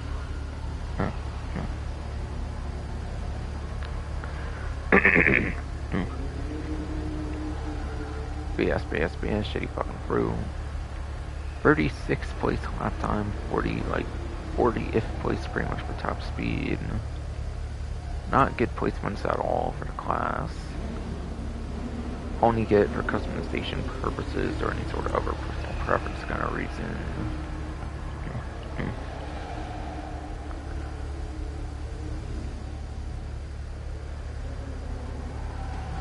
So I would not recommend getting that, quite frankly.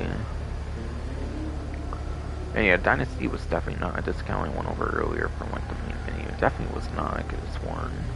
Definitely not.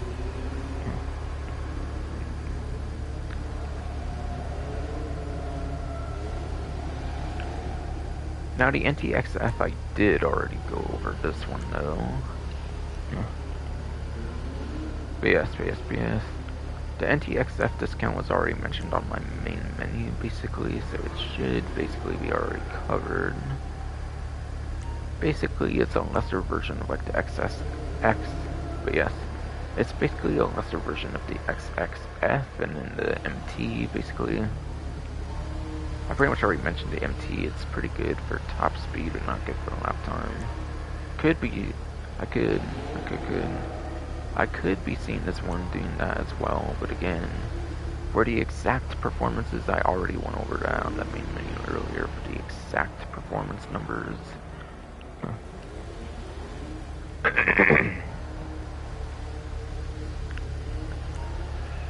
BS.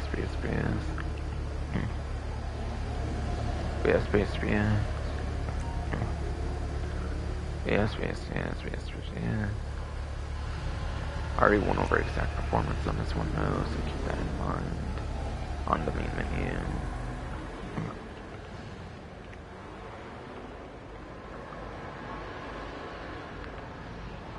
Alright, so Volcar Nebula Turbo apparently for the prize ride apparently. Which is going to be another Sport Classic vehicle. So that's like 3 of those I don't have to go over in a row for the class.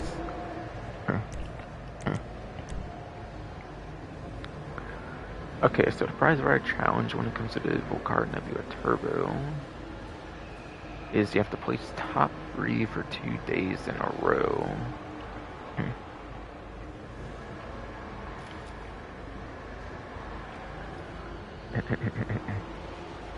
So yeah. That should be a pretty easy challenge, it should be.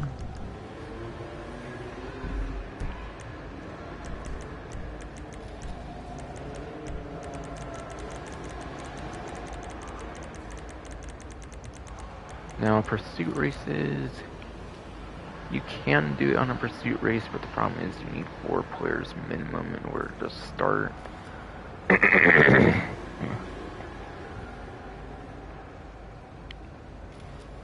BS. You can do it for a pursuit race, but the problem is you do need 4 players for a bare minimal amount of players to start the thing. And you need top 3. So obviously that way there is a possibility you will not get the top 3. Whereas street races, you can have just 2 people and you can even do 3-player street races and you should be pretty much guaranteed an entry for the challenge. The only thing is you gotta remember to do it 2 days in a row pretty much. So if you do it for street races, just doing a bare minimum amount of players, there being 3 players, you can pretty much do it no problem. I believe is how it should work, I'm pretty sure is what I've heard.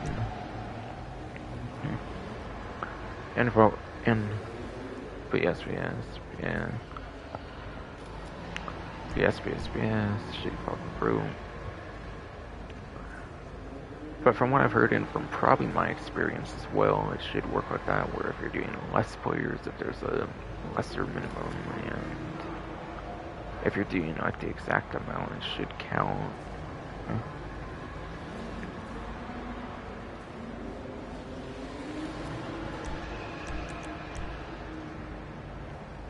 And yeah, I'm not sure about the sprint races.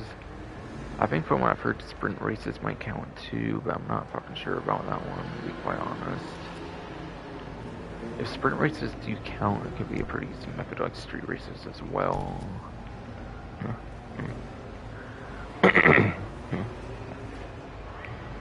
BS, shit fucking bro.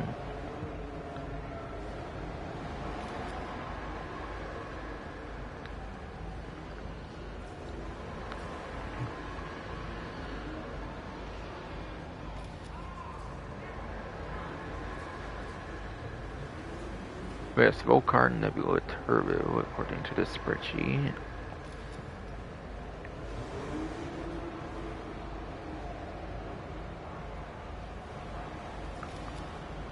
BS. According to the spreadsheet, the Nebula Turbo for the Sport Classic class is in the F tier.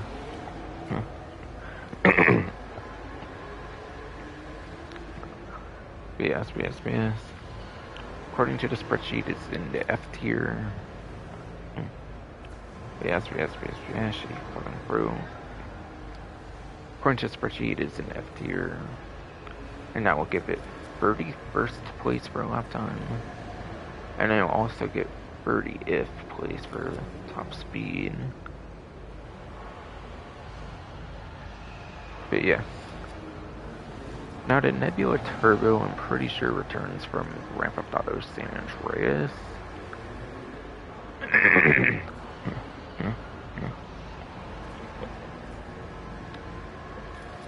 But yes.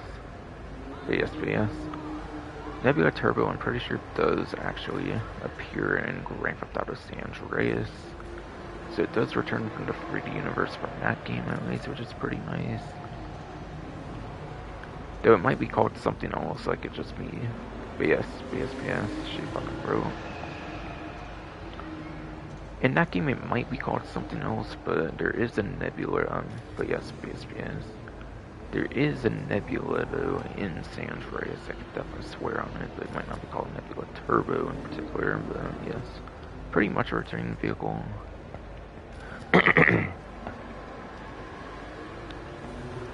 BS.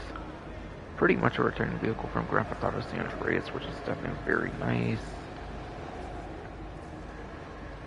So it is a nice vehicle for nostalgia sakes.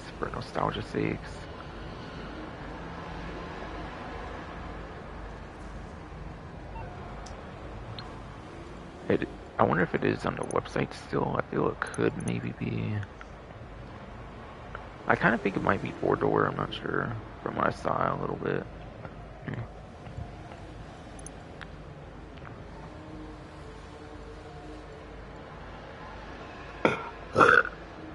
Shitty fucking bro.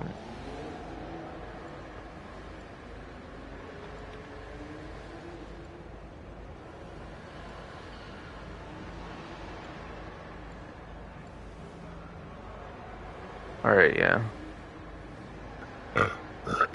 Shitty fucking bro.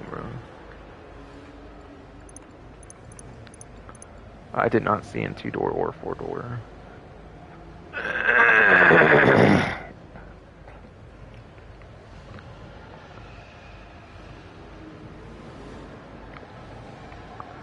BS.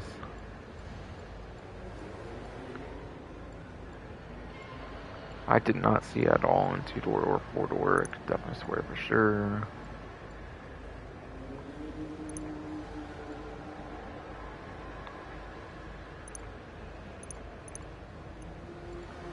So you do have to get in.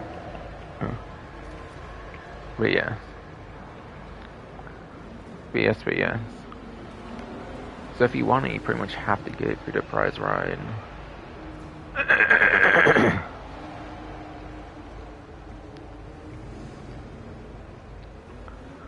But yes, indeed, you shitty fucking bro, you do have to get it for the prize ride, and there's no other way of getting it if you want it for the week. There is some pretty fun customizations on it, even though the performance is not very good, unfortunately, on it. So it is a fun vehicle to customize as well, in addition to being a nostalgic throwback vehicle from Grand Theft Auto San Andreas, kind of, at least.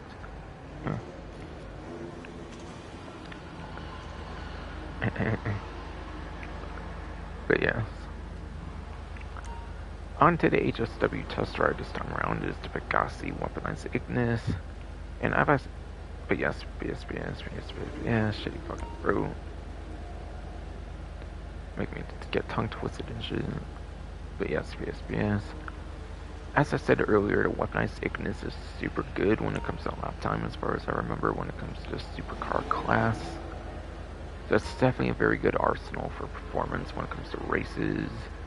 Now, you unfortunately cannot use it in time trials. Unfortunately, I'm pretty sure just because it's weaponized for some reason, it's a little restriction they have.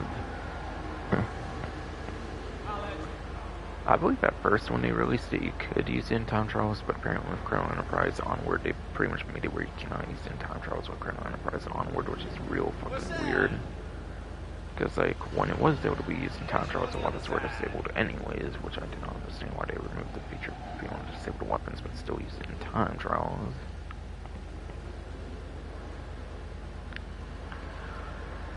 So you cannot use it in time trials. I believe it's the only HSW vehicle because of the weapons that you cannot use it for time trials.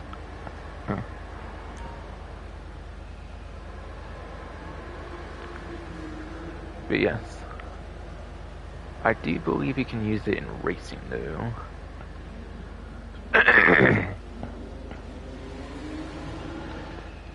But yes. Even though you cannot use it in time trials, you can apparently use it in racing though, so you can use it there at least, which is why I do mention it for the premium race. And then, yeah, it is the only HSW vehicle in the game that has weapon capabilities on it.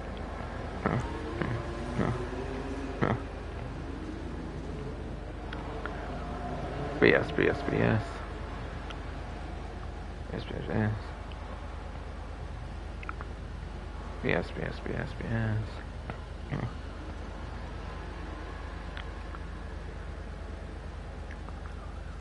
It's the only HSW vehicle in the game with weapons on it, which is nice. So that alone is a reason to get it. And you do get a missile lock-on jammer, like a countermeasure. But yes. You do get a countermeasure, which is a missile lock-on jammer, basically, but there's no explosive resistance on this one. But yeah, it's not really so special anymore because the Andreas and Mercenary ones do have like the missile lock-on jammer and like countermeasure beam as well. And those can be armored as well, which is nice.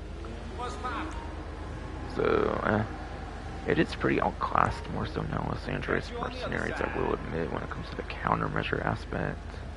Not having explosive resistance compared to other options that do also have like missile lock-on jammers and like the countermeasures now and whatnot.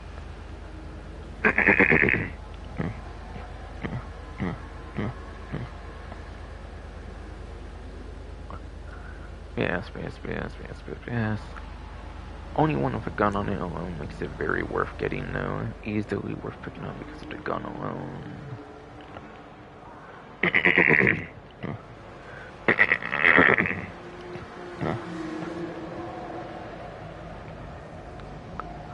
But yes, you shitty fucking bro. Easily worth picking up just for the gun alone, for sure. Since it is the only one that has one like that.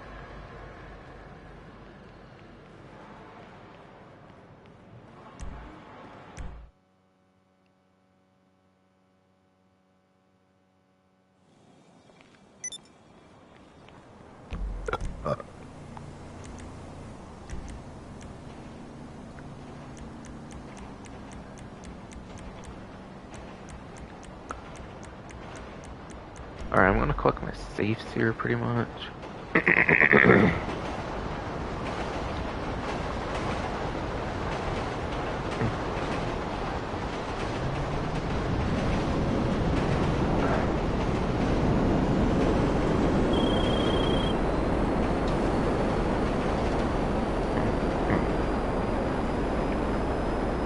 Not sure why I did that instantly there. I guess I just really wanted it.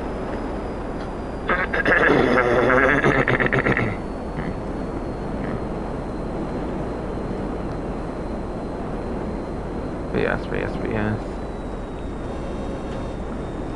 Not sure why I put it in regular flight mode there pretty much. Like right when I got into it, whatever.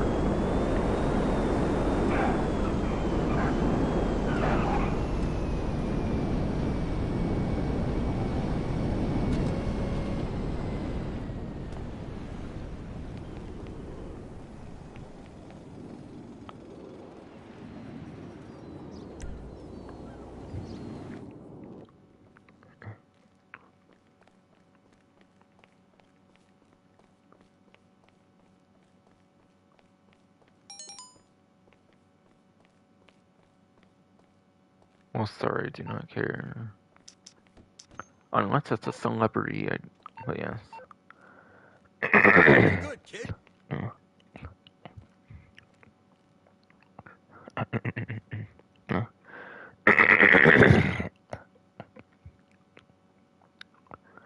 Yes. She fucking fruit. But honestly, unless it's a celebrity appearance, yes, she fucking fruit. Honestly, unless it's a celebrity appearance, I am not gonna give a flying fuck, honestly.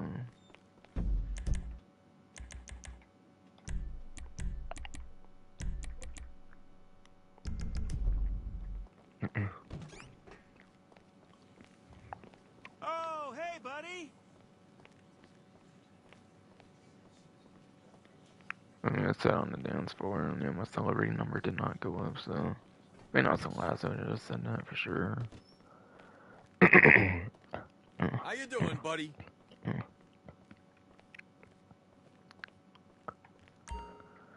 Yes. That's definitely the last one that said something to me there for sure. Definitely.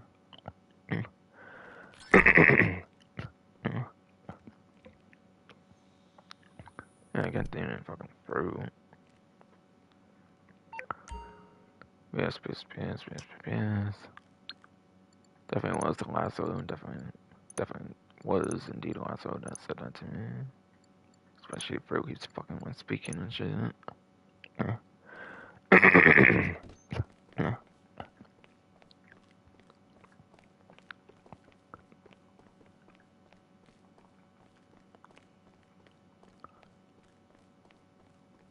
I said it a couple times, or probably because my shit fruit fucking me up, of course.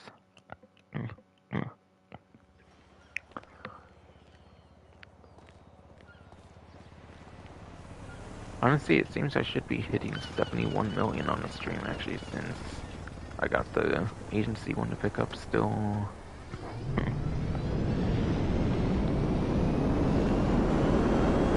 Yes. Yes.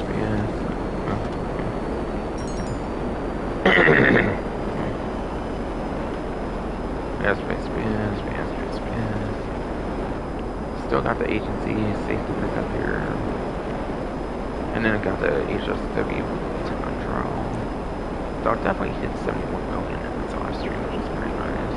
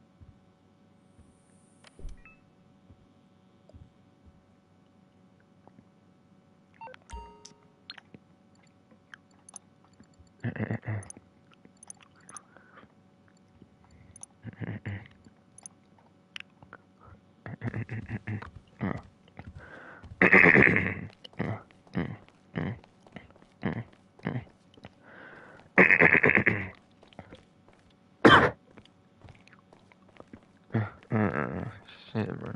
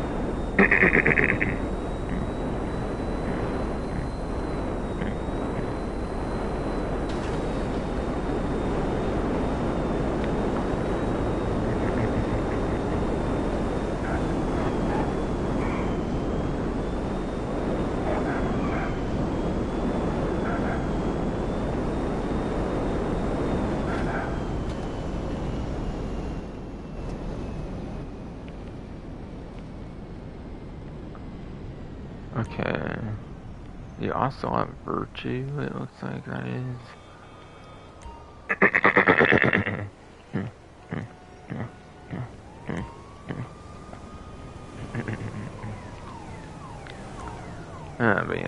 but yes, this sport's been super shit, especially recently here. Seems. Yes, they also have virtue, which is actually an Amani Tech vehicle from the Los Santos Drug Wars DLC. It's a very drug war heavy event with the asset lab, so obviously anything like that would make sense here.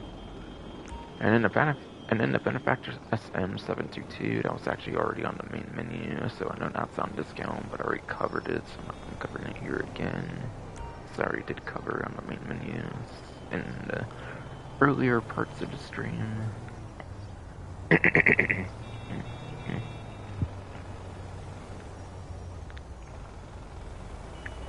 Okay.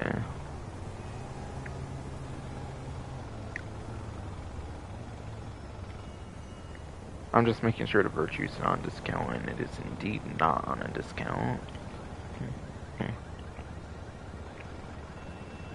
So no virtue discount. Sonya SM722, which I actually already covered.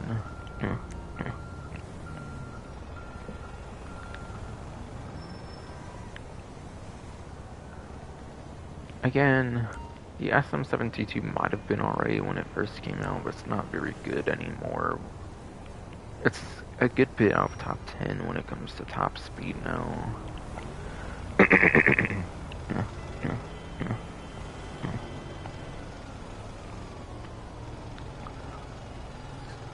I believe it's in like the 20th placements for like top speed.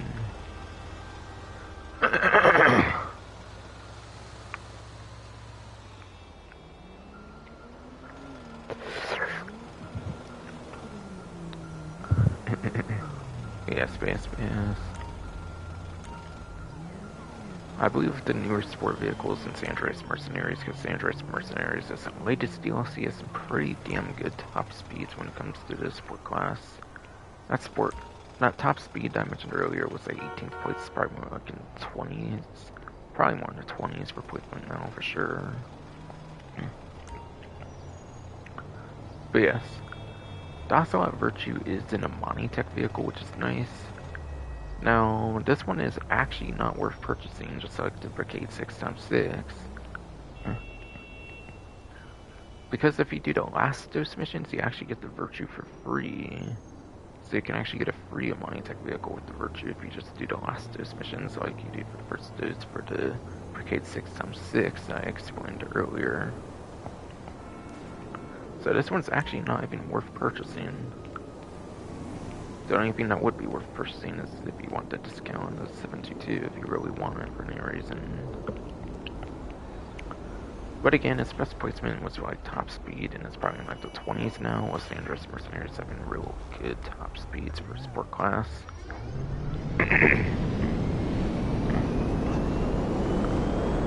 yes, Andreas Mercenaries has been super crazy when it comes to sport class top speeds.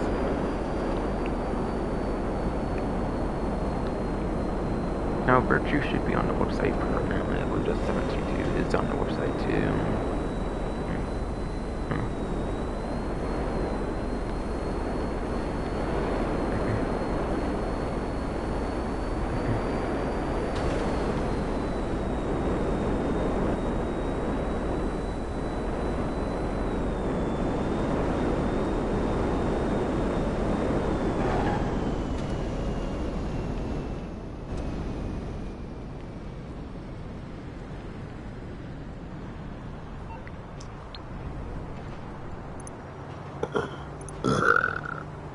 Damn shit, bro.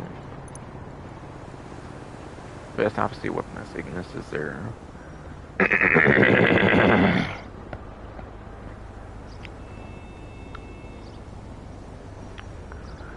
BS, shit, fucking road of mine, damn it. But yes, obviously weaponized Ignis is still there. For the HSW test ride, that was there.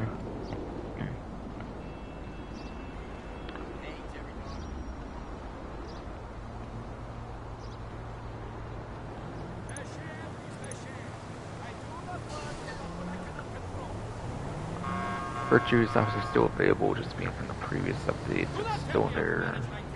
And it's a super useful vehicle because it has a mining tag, so it's like the...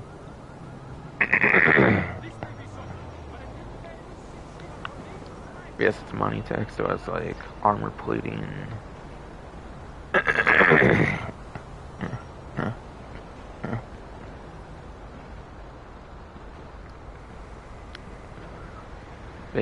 Yes, shitty fucking frozen. But yes, this one's a mine tech, so it's super useful, so not surprising it's still here, because it has like armor plating, still knockdown chamber, remote control unit, slick mines and shit like that.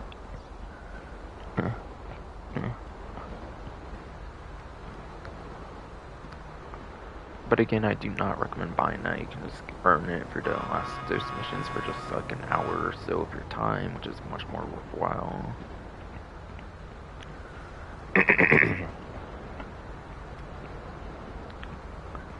Yes, shitty fucking fruit. Yes.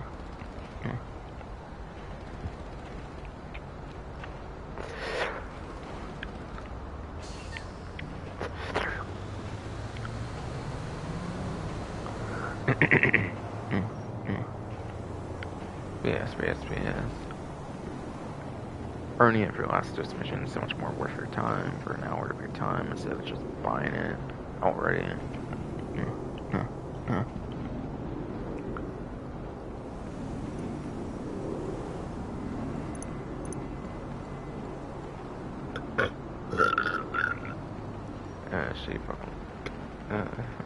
Shitty fucking fruit in there. And yes, the 72 is here as well. As you would probably have expected, being pretty recent within the last year of the game, basically.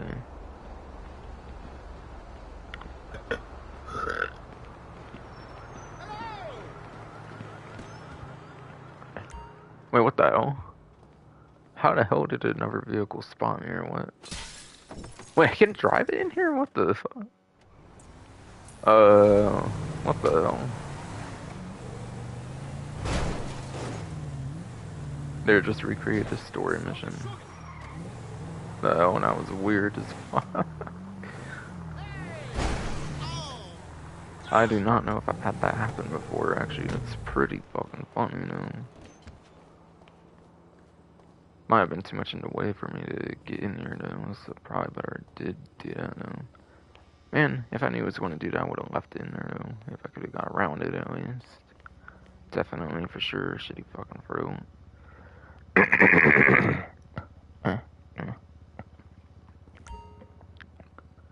Okay. So for Simeon's Premium Dogs Motorsport here.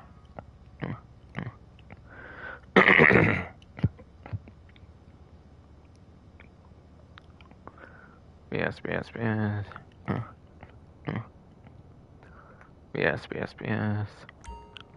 For Simeon's Premium Dogs Motorsport, here's units 300R. Class A to the Class A Tahoma Coupe. Class A Tahoma Coupe, yes. The Winnie Izzy Rally, which that one was already on a discount as the main menu suggested and showed and everything. The Dinka Jester RR. And then the Dinka Kanjo SJ, which again, this one was already on like the main menu as a discount, so that's already known to be a discount here on the stream in particular.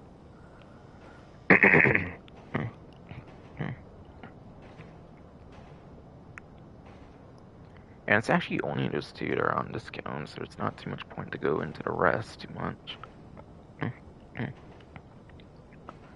So I might make it pretty brief here, so I might not go into too much detail.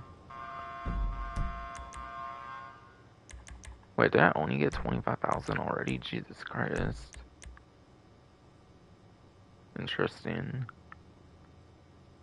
It was a little over 4 bars, and it's only 25,000 compared to like 50,000 at like top amount. That's weird to me, but alright.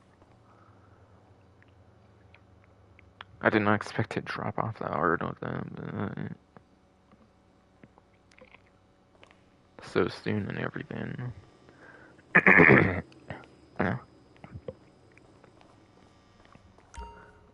yes, yes, yes, yes, yes, she fucking froze so soon and everything, yes.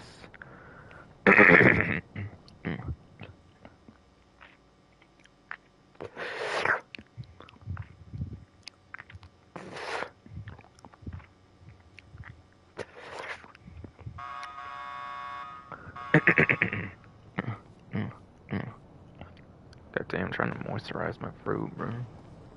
If I want anything to drink and shit, fuck that shit. I ain't getting downstairs to do shit like that, fuck that. But yeah, the NS300R, that's actually a pretty nice vehicle. It's from the Drug Wars DLC, from the Los Santos Drug Wars DLC, the previous update. And it is actually a Monitech, which is real nice, again.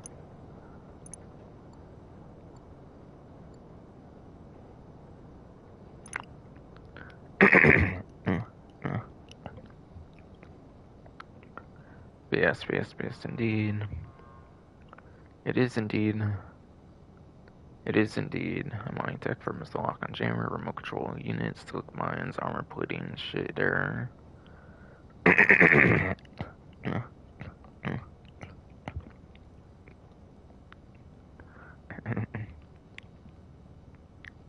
But yeah, it is a newer Minetech vehicle, so you do not get the like bullet resistant glass. So yes, it is a newer Minetech vehicle, so you're not getting bullet resistant glass. And then you're also not getting front mounted machine guns as well because of it being a newer Minetech vehicle. Unfortunately, those are like the two features cut on like newer Minetech vehicles almost every single case. But yes. It's a Monitech. It's not super crazy since there's no like crazy mounted weaponry on it or anything. So again, I would say the best you can kind of do with it would be like a Headhunter VIP work, like I said, for like the Apocalypse like Dominator when it comes to like free mode money making, pretty much. But yes, pretty much yes.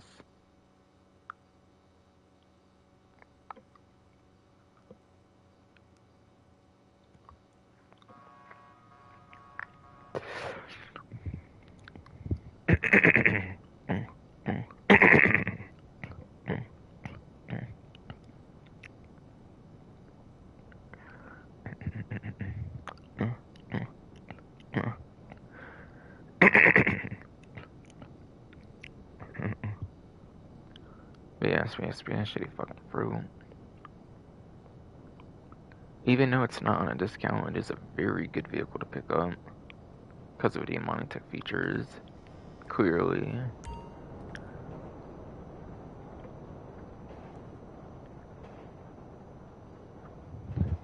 And then did a Class A Tahoma Coupe.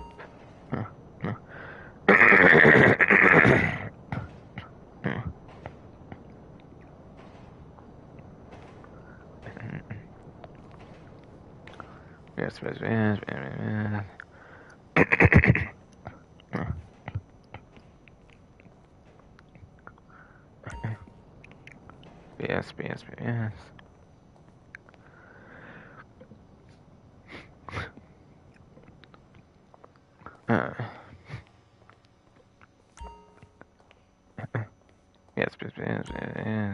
Yes, shitty fucking fruit.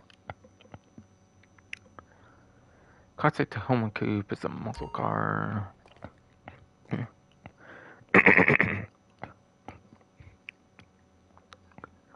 Yes.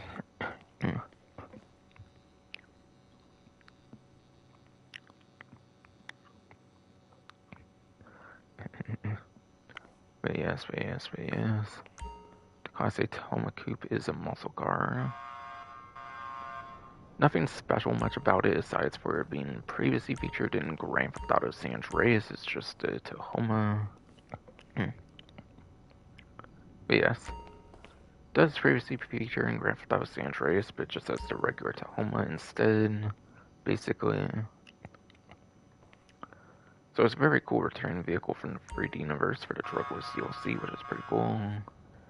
Something else that was pretty cool is they actually gave it away for free during the 2022 Heist Challenge.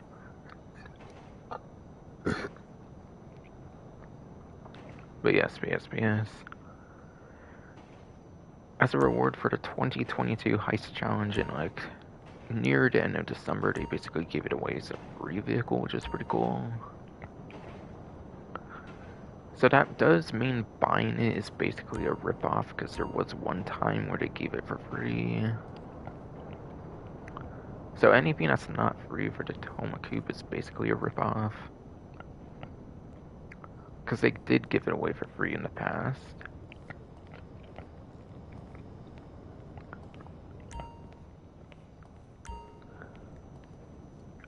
And I already explained the Izzy Rally because I was on the main menu for the discount there.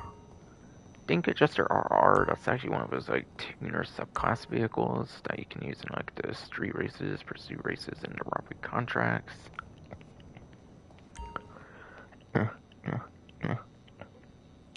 BS.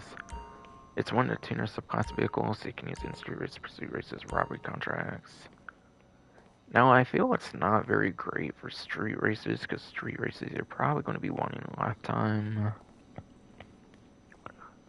Honestly, pursuit races I feel can be kind of top speed heavy from my experience on certain ones at least. So it may be just a little more useful when it comes to the pursuit races than it would the street races. And then yes, the robbery contracts.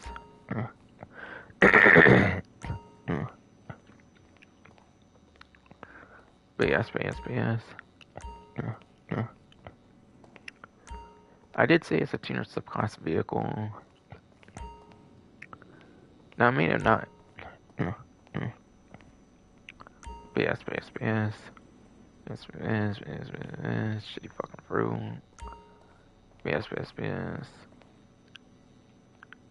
I may have forgotten to mention, but what is this vehicle good at when it comes to the tuner subclass?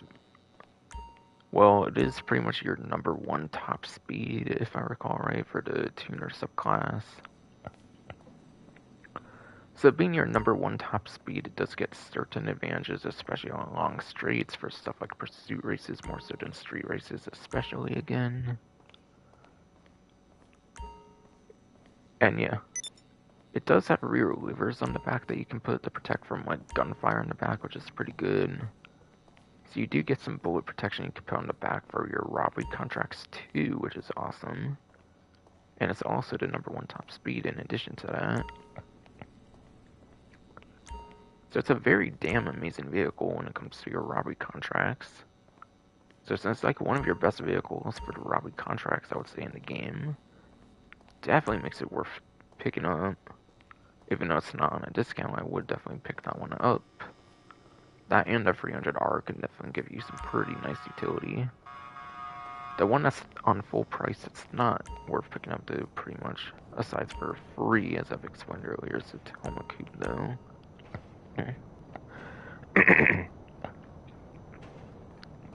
But yes, the one full price one not worth picking up is definitely a Tacoma Coupe for sure.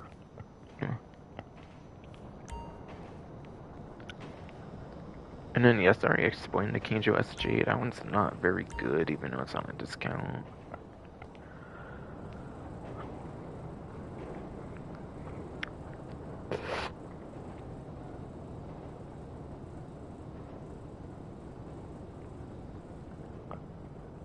Yes.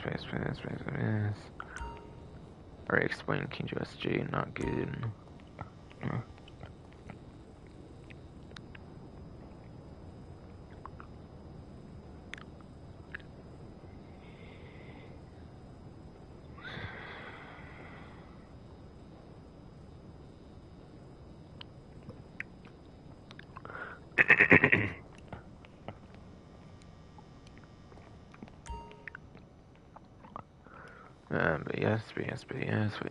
But yes, you shit fucking through. As I have explained, it's not really too worth picking up the Keijo SJ from when I explained down the main menu. But yes, if I had to rank all of these vehicles from like worst to best, basically, how would I do that?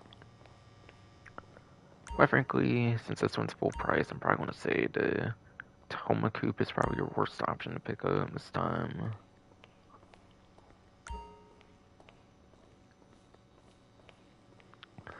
Even though the Kangio SJ is on discounts, it's not a full-on proper tuner vehicle like the ones from Los Santos tuners where you can use them in street races, pursuit races, robbery contracts. As far as I'm aware, and from like what I've experienced, you actually cannot use it in any of its contents. But yes. Rockstar does consider it part of the tuner subclass, but for some reason you cannot use it in the street race, pursuit races, robbery contracts just because it's a newer tuner, which is really fucking dumb, but still. So that's definitely my number 4 spot from worst to best, basically.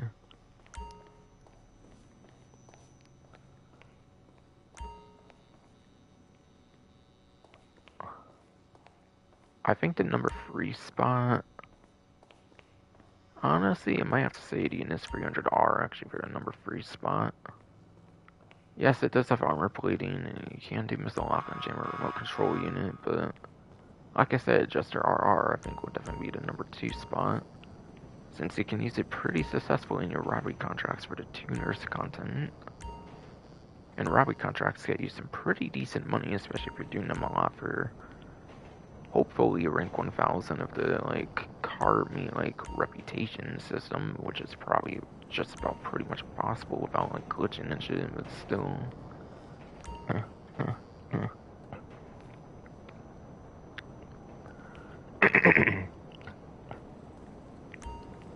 Still, shitty fucking bro.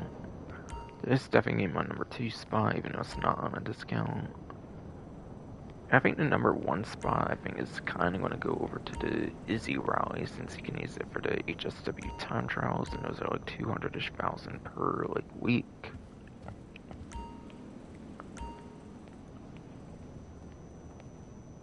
Unless you're super hardcore and grinding to like reputation of the car meet, then you're probably not going to care too much to do the robbery contracts, to be honest.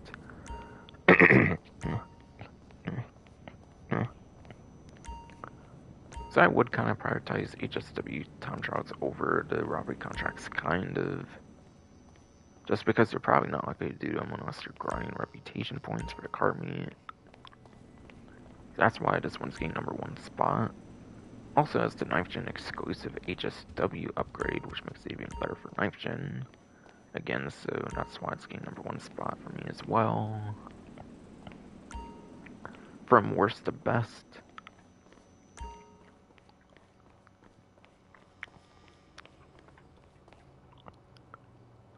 Okay.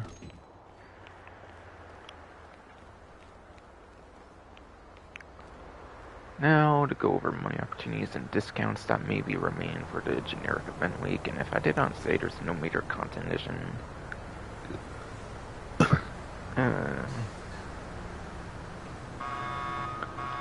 But yes.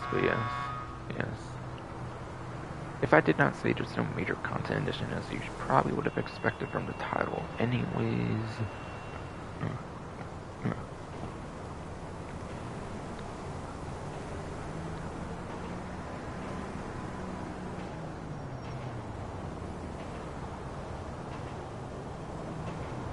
Okay.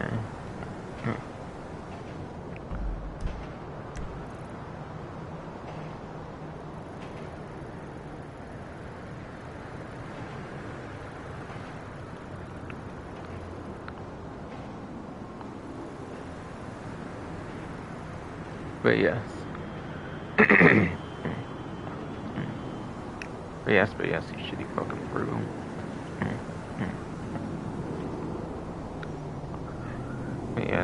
But fucking yes, you shitty fucking bro.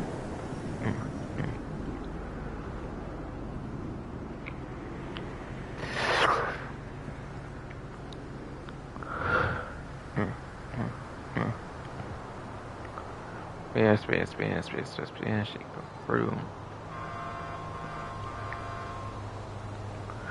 There's going to be 2 times rewards for your junk energy skydives for the week here.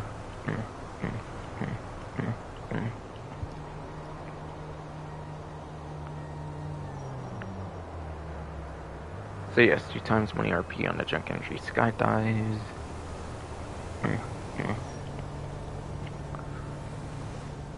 But yes, I'm pretty certain on 2 times money, this is even less money than the armored truck. But yes. The armored truck I did earlier was 50,000. I'm definitely certain these are less money.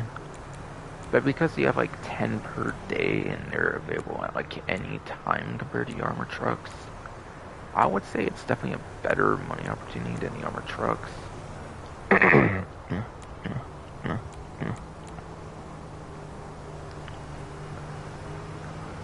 But yes.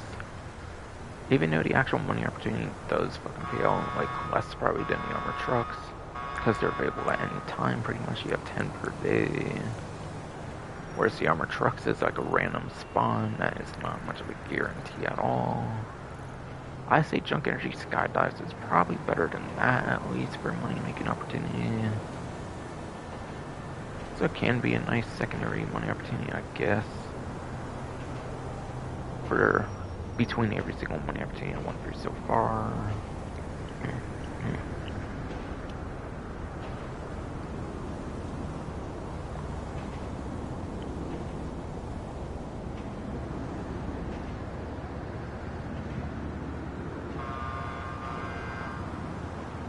And at least that one you're getting RP as well, whereas you're not getting RP for the armored trucks if you care for that for any reason. Not that RP matters too much after rank 120, but still.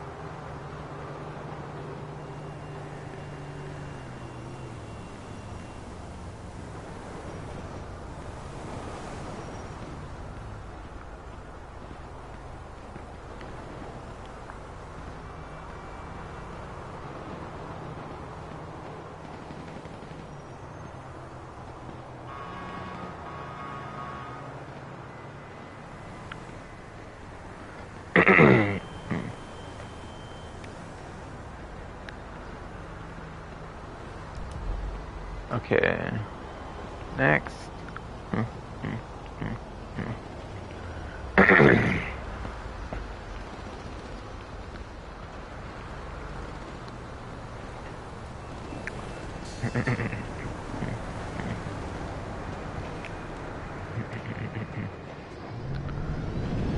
Next, I actually want to talk about a little preview of the next event, believe it or not.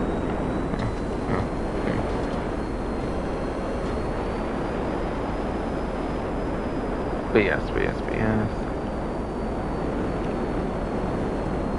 Believe it or not, I actually want to talk about next event week pretty soon here, since I actually give a little preview of what's happening next event week, since it's approaching the 10-year anniversary of this game after all.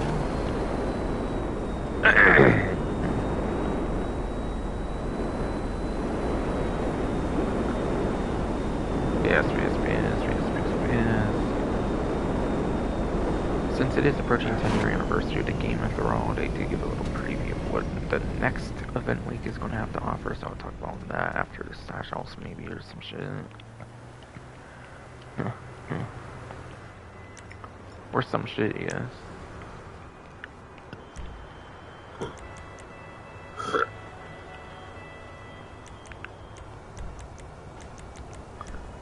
Or some shit, yes, you shitty fucking bro.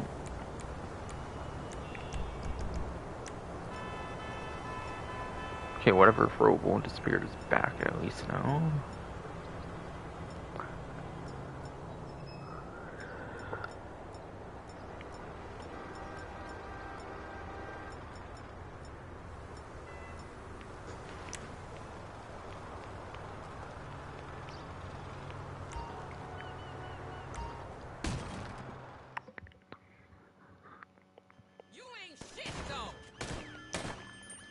you gonna go? You got nowhere to go now. Give up! Now you're fucked, cabron. Jesus fuck! Ayuda! Cover your ass. Shit, heel. Oh, God bless you. Chapinas? We... Piece of shit!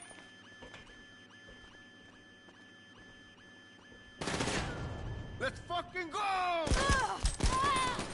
Take cover! Motherfucker!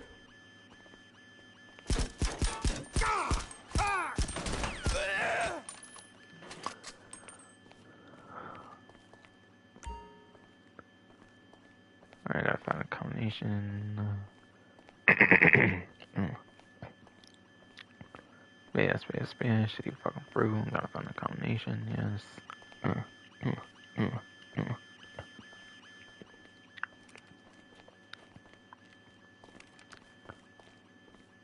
Here it is. I did not notice on this wall actually. 44, 23, 37.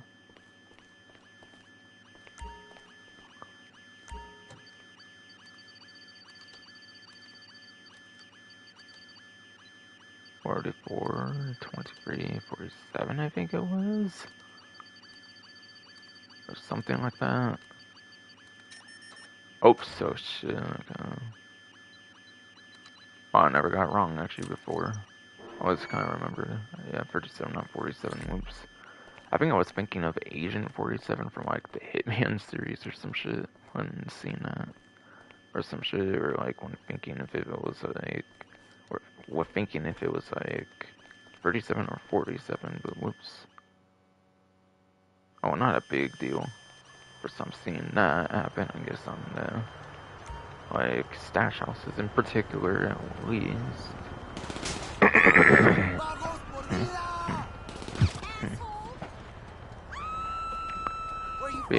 BS, first time seeing that in particular. With the stash houses, at least a shitty fucking bro.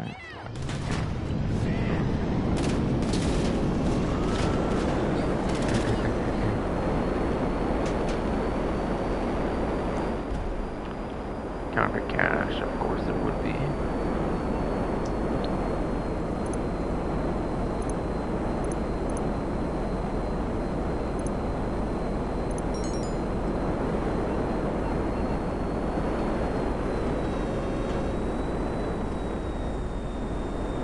But yeah.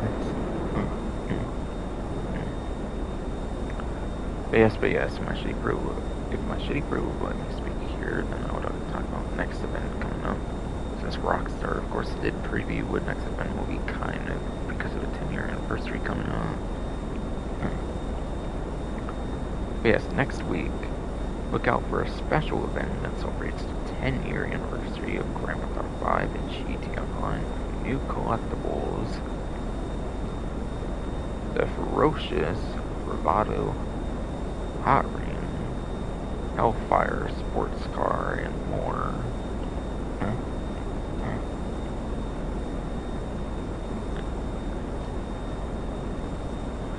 Okay.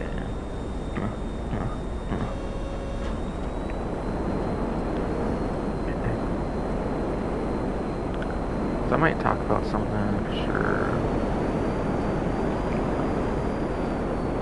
Now collectibles. I kind of forget if there was much of a collectible like item thing that makes much sense. Like by collectibles, I'm not the most sure. I forget if it's going to be something like in here somehow or some shit.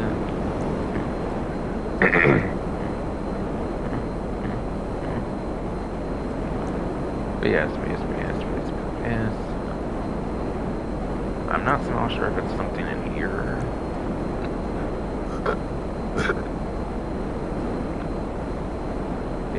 Yes. I'm really not the most sure if it's something here or if it's gonna be like t-shirt collectibles and stuff. I saw there was like clothing items in like the game files or some shit. I went over it in like my leaks video. There was all kinds of like clothing things and stuff out for the 10-year anniversary of the game and whatnot.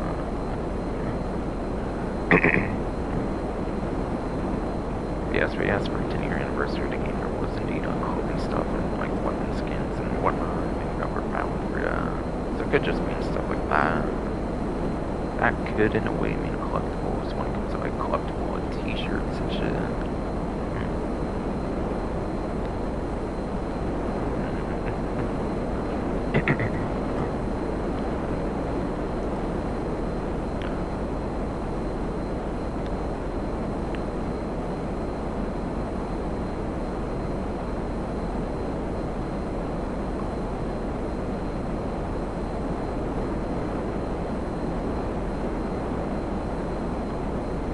And yeah, they say the ferocious bravado gauntlet like hellfire,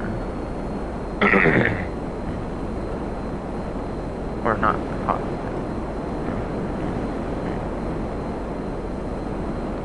I might have said gauntlet hellfire by accident, whatever. That second time, but I mean the ferocious bravado hot ring hellfire.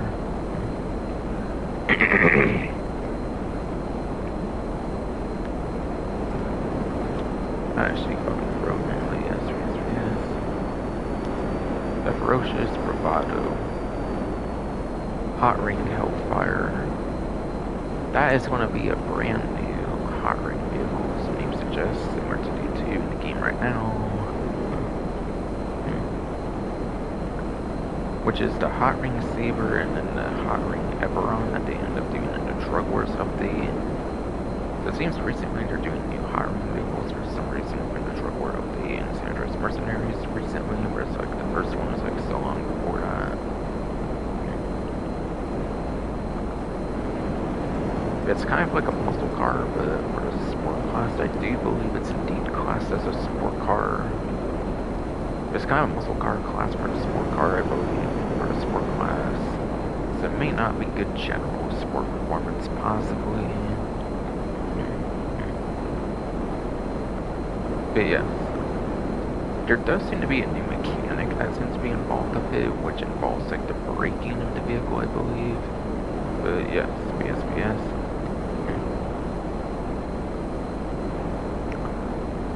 Apparently the bravado hot ring hellfire.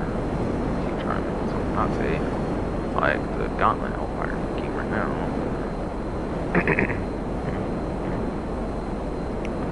Yes. Bravado hot ring hellfire.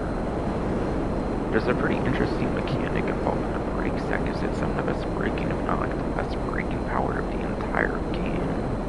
So it might have the best brakes of any vehicle in the entire game when it releases, which is pretty interesting.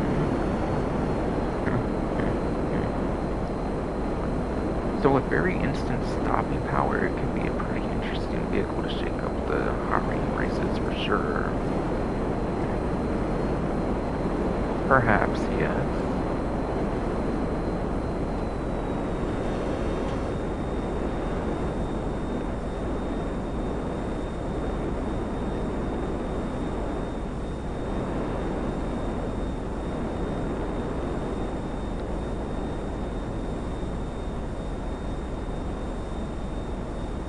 And then also the preview they pretty much gave is just those two things pretty much.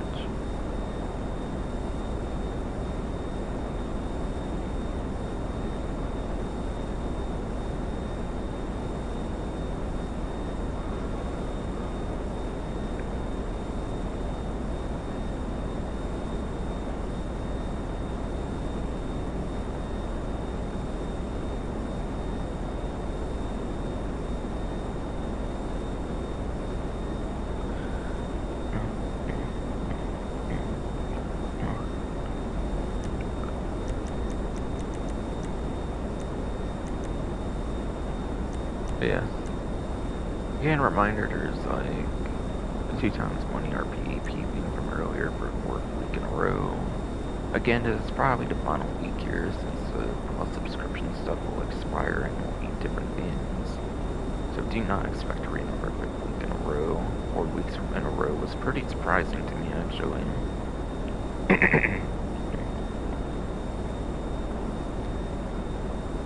They do not usually do as like a monthly, like 2 times thing for like regular players as well. They kind of did for a plus subscription in addition. But yes.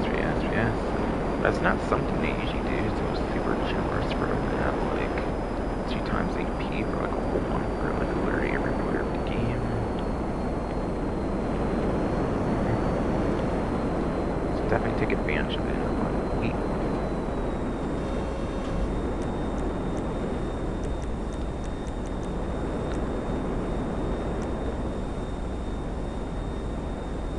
PS.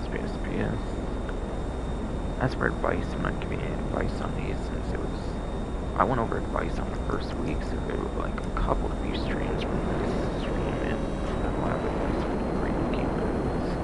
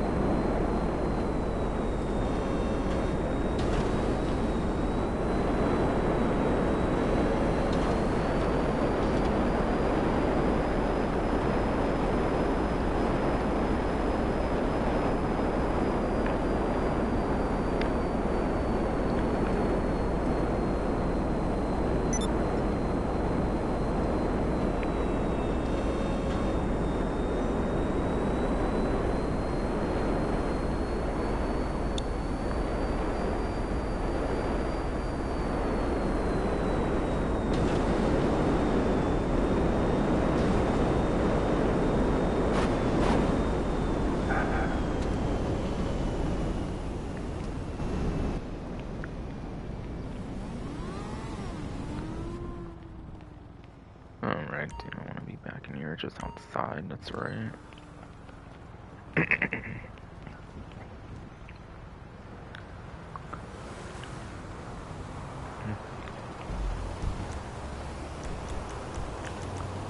Okay, so for returning game modes here.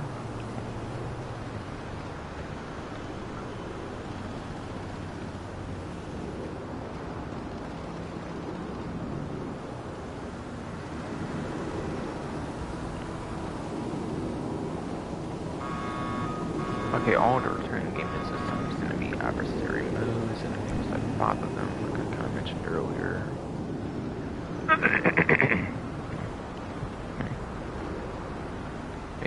Yes, I kind of mentioned earlier, it was like 5 different adversary modes returning here.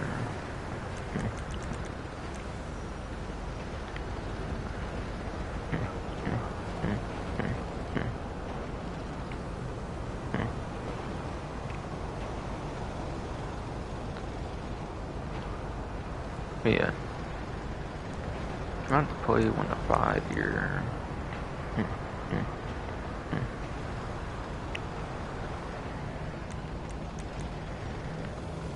Yes.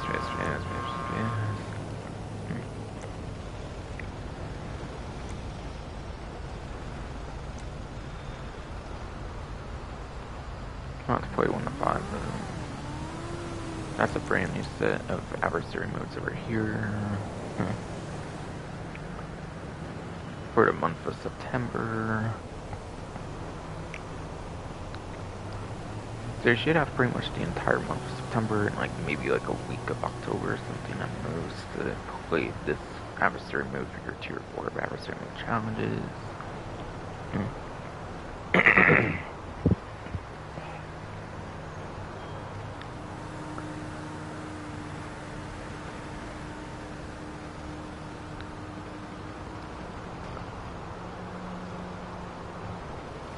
But yeah. Yeah, free runners.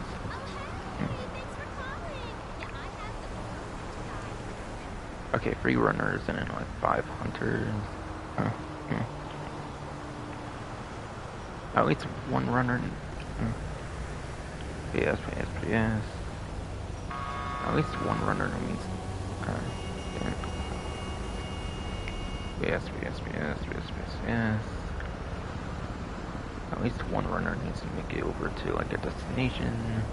Whereas the hunters are trying to kill the runners that might only have like 1 life, basically.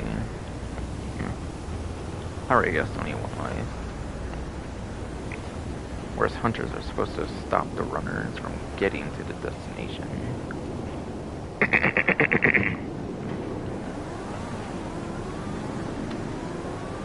Yes. They're basically supposed to stop a team from getting to a place. And I think this was one of the very first adversary modes that they did in like 2015 as well.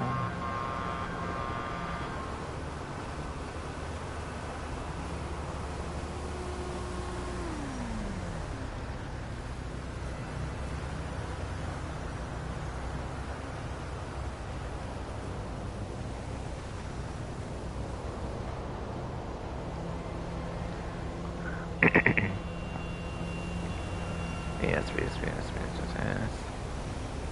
I do believe it was also one of the very first adversary modes that was ever released in like 2015 with the heist update, which was one of the couple that made it into the 7th gen version of the game, I believe, with how old they were.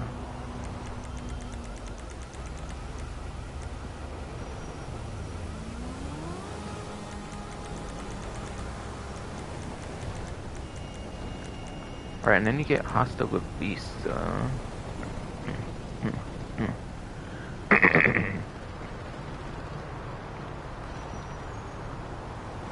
Yes.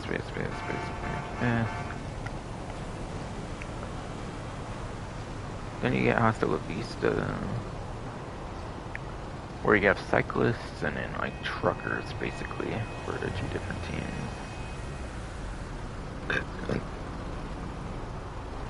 Yes. It's kind of similar to Come Out to Play, where like cyclists are like the runners and like the. But yeah, cyclists are the runners, and then like the big rigs, like the trucks, basically, are fucking the hunters in this case. So it's kind of the same game mode in a way. It's kind of the same game mode in a way as Come Out to Play, but with vehicles of cycles and trucks.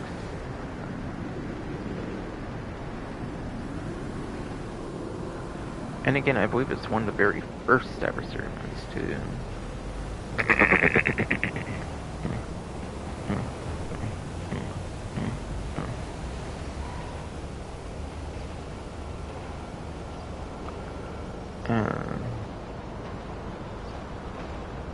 Yes.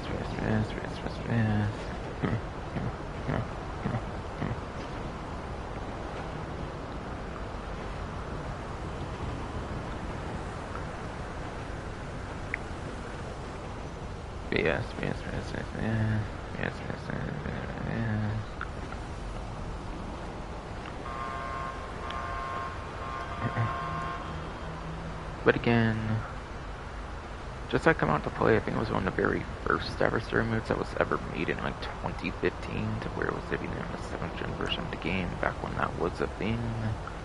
Yes.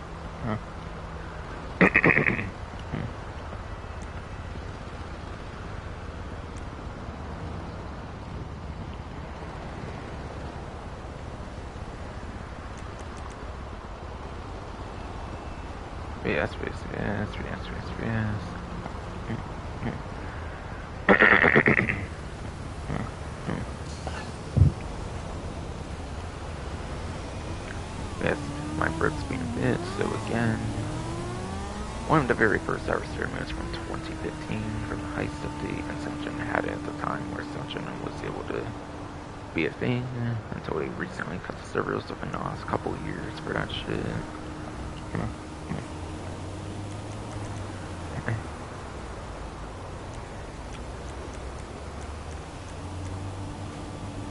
Alright, and then Motor Wars.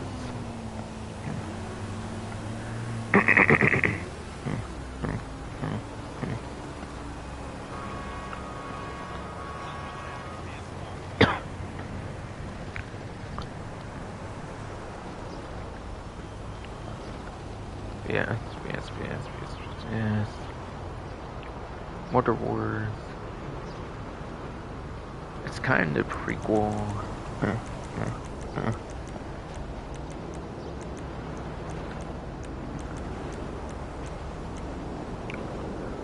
In a way, I do think it was a prequel to Assault on Calbrico.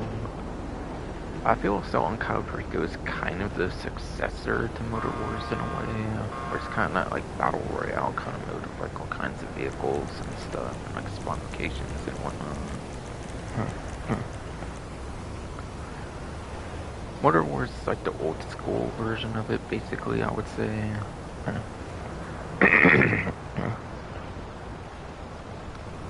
Yes. Except this one, Odyssey, takes place in the city for all 7 of the maps, since Calbrico was not a thing back in like 2017, whatever when this mode came out. In the first place.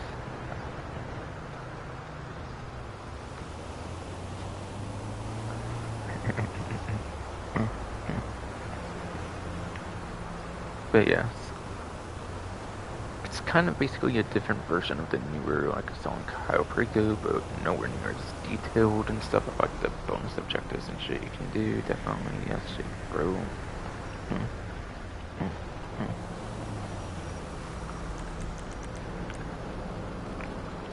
And then Overtime Rumble, this is a mode like the Ringer 2000, where you're using like the parachute feature of it, and laying in like a dartboard, essentially, kind of.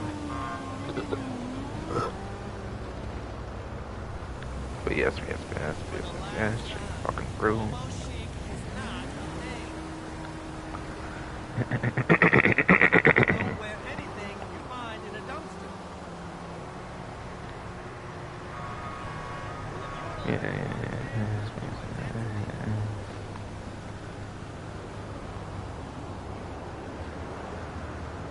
But yes, it's basically like a dart game or something, but with the Ringer 2000. Or like shuffleboarding or some shit like that with the Ringer 2000. It's pretty fun, not gonna lie. I forget which one tends to be better, if it's Overtime Rumble or Overtime Shootout. There's a similar one called Overtime Shootout. There's one that the community really likes over the other, basically. I'm not really sure which one, though.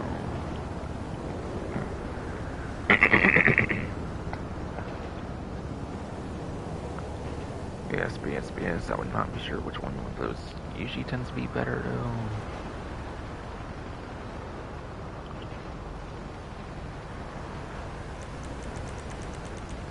And last but not least seems to be Siege Mentality.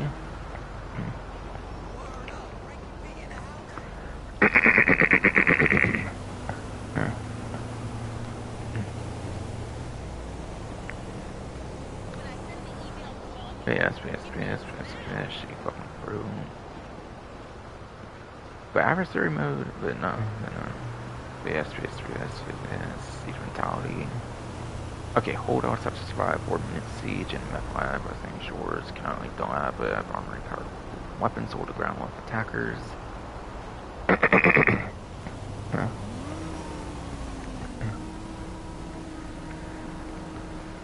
Okay.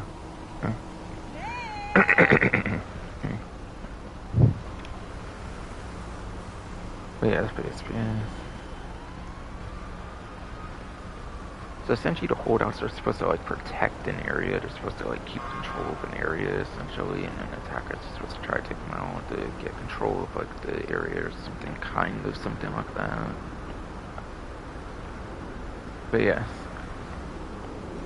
Fun fact, I believe this and the other two I mentioned earlier are actually like the OG trilogy of like adversary modes, so like come out to play Hostile Beast and Siege Mentality, I think were the very first adversary modes that were added as part of like the 2015 heist update to like the original trilogy that was like part of the 7th gen version of the game. It gave you the only adversary modes from those versions of the game.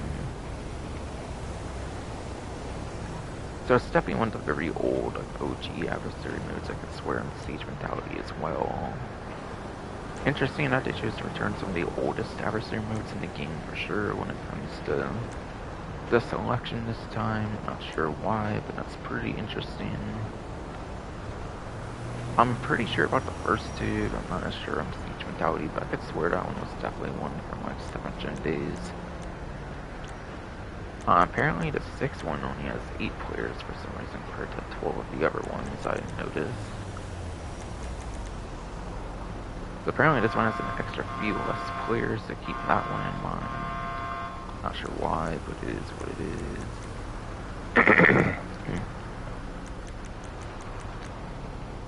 But yes, again, I'm not sure why, but this one does have a few extra, not a few extra, but a few less players, which would make it less profitable for money, probably. With more players, I believe does equal more money, basically.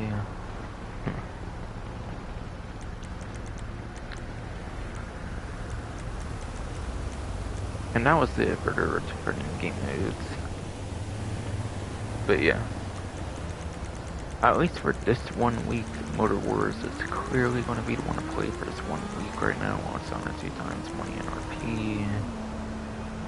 It's also one of the best adversary modes for money making probably in the game with the 28 player requirement, or not requirement, but the 28 players up to that you can have.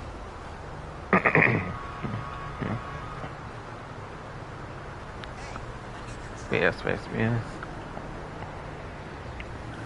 The high player count is easily like one of the best things about Wonder Wars. It's easily the high player count on this one. It was the only adversary mode I feel went past like 16 players or some shit. I feel it was the only one like that until Assault got pretty good easily.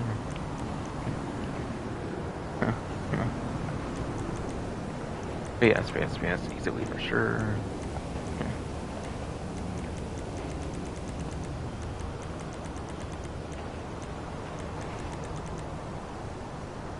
But yeah, adversary modes are not very serious for making money.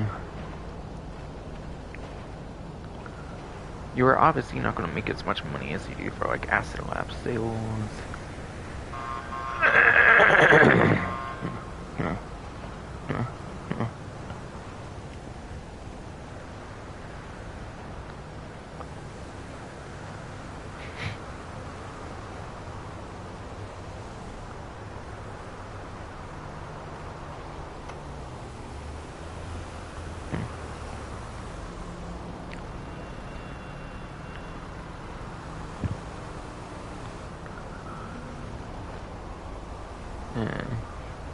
Okay, sorry for a bit of pause there. I fucking turned off my light, damn it. Yes. Very sorry for a bit of pause there. I just want to turn off my light, damn it.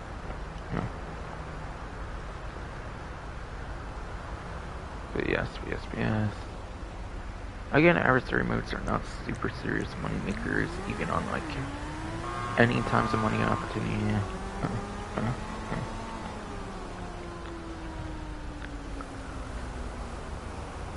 Yes, no matter what the money opportunity is, you'll never compete with Acid Lab sales, which is going on this week right now for double. You're not going to be making 700,000 in an hour, probably not.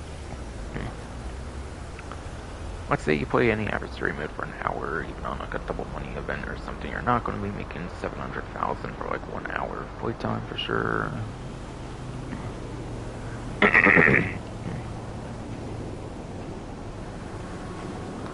Yes.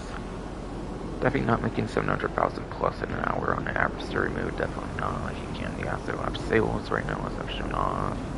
And even more so if you're doing it in high demand bonus lobbies. Or public lobbies.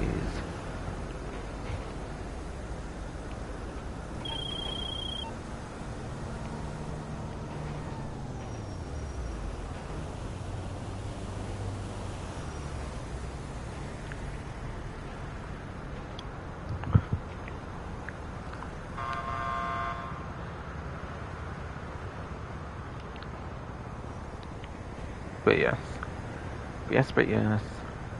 I think Motor Wars is definitely one of your better money opportunities, though.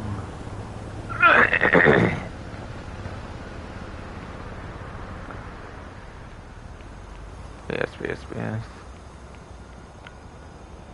I do think Motor Wars is one of your better adversary mode money opportunities for sure. Not regular, like, general money opportunities, obviously, but one of your better adversary modes for money making for sure. I would definitely say on Motor Wars. That's a damn good one to have on 2 times and have it a returning game mode, no doubt about that.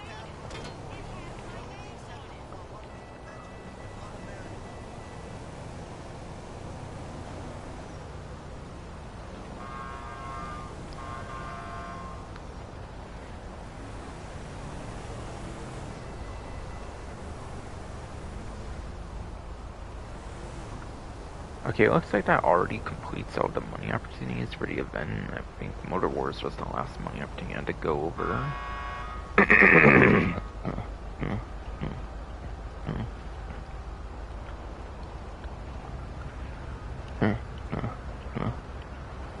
Yes. 2 times money RP after lap sales. 2 times money on the armored trucks. 2 times money RP on the junkie skydives. That's 2 times money RP Arena Mercenaries. And then you had the 2 times money RP on Motor Wars was the last of those.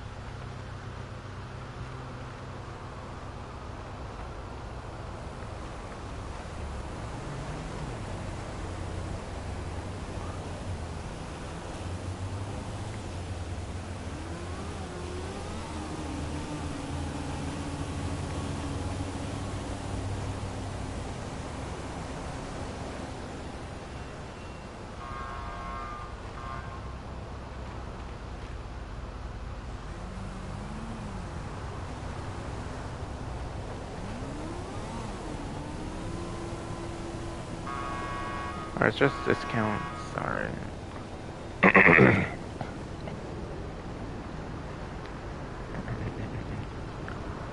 BS. Apologies for the long waits, but apologies for the long wait there, but had to make sure I covered everything as such for discounts at this point, and that's indeed the case.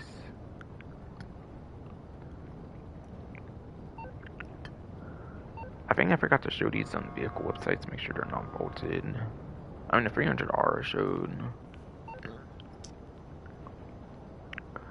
Helmet Coops from Drug Wars, so it's certainly still in the game. Being from just the previous update.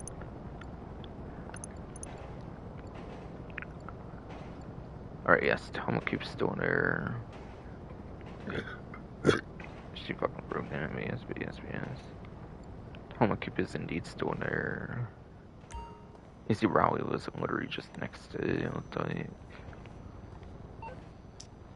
And those two should be around still, I'm certain as well.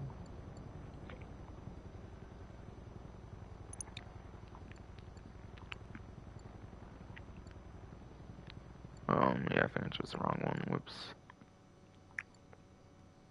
Should have really looked at it before.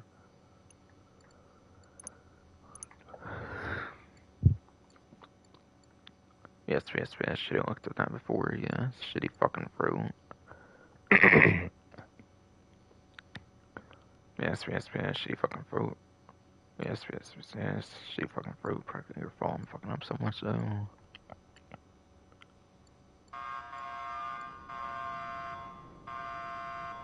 Alright, yes, that's still there. Can't SG was from Crown Enterprise.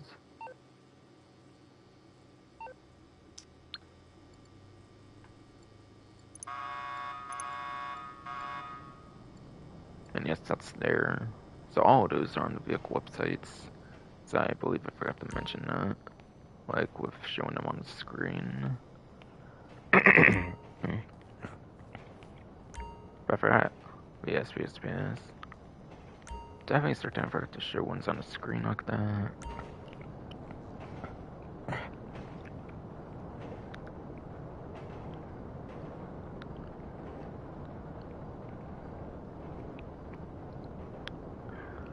Yes.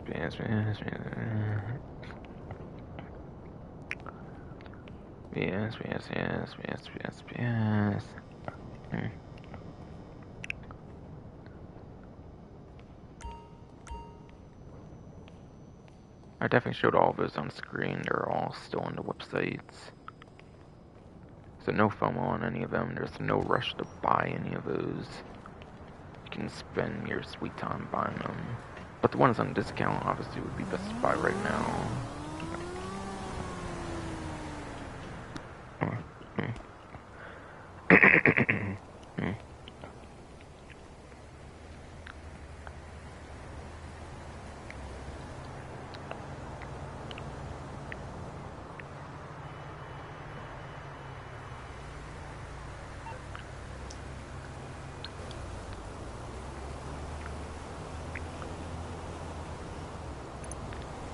Yes. Again, this is on discount, but you want to do the first dose missions.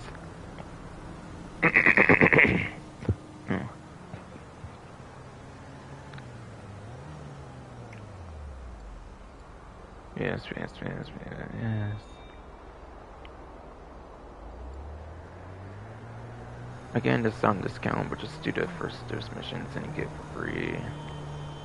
So that's a pretty useless discount, not gonna lie.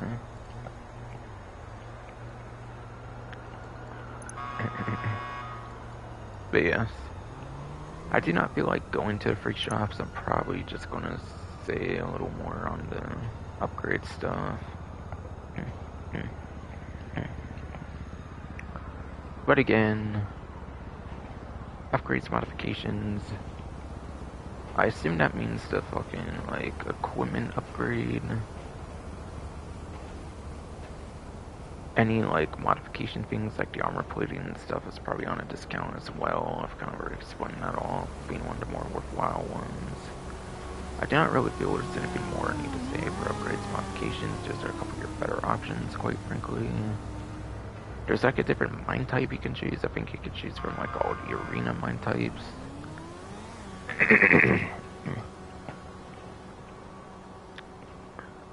But yes. I think you can do kinetic, EMP, silic, and like spike mines on this one, so you get a choice of mine on like Amani type vehicles, which are pretty much forced to have silic. Stuff like that should be all what's on discount there for the upgrades modifications.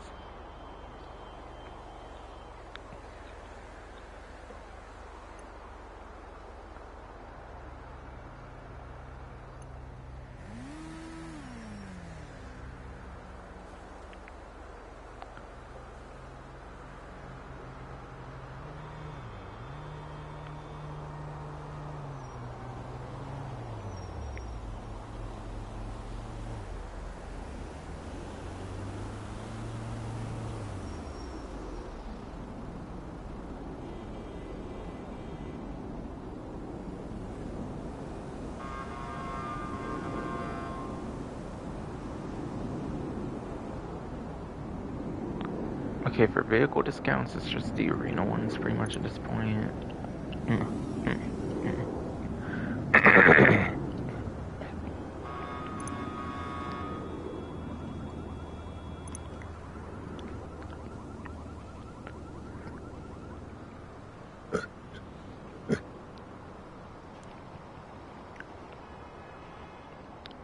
But yes. You can also get the regular Dominator on a discount for 40% off.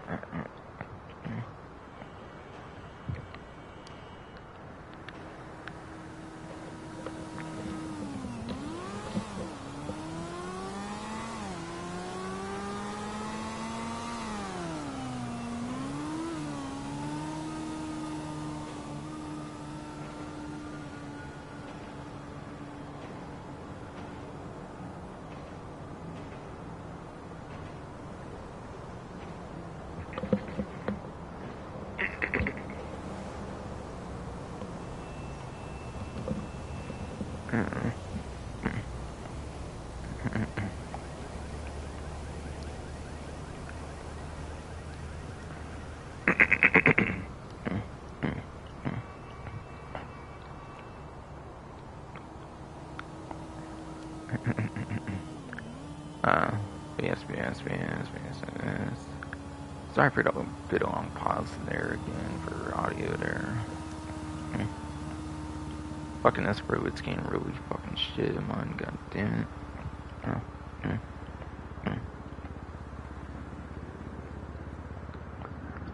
But yeah, 40% off the buy it now price from 35,000 to 21,000. Apparently, just 14,000 off the stock vehicle. Obviously, stock vehicle is going to be very unimpressive when it comes to discount.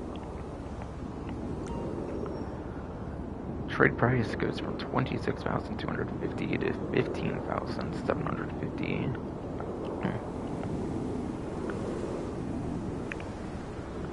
But yeah, not much of a difference on the stock vehicle, but for those that might want to know the performance of the regular Dominator from 2013, I guess.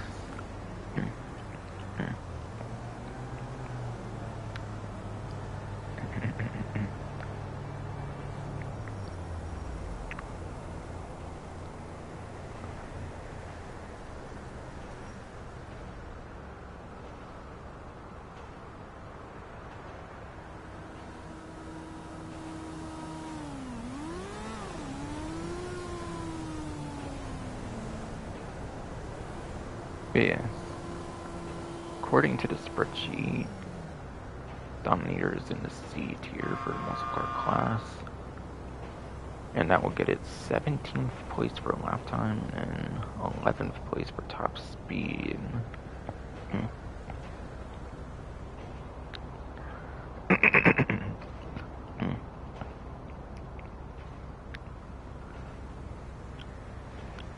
BS.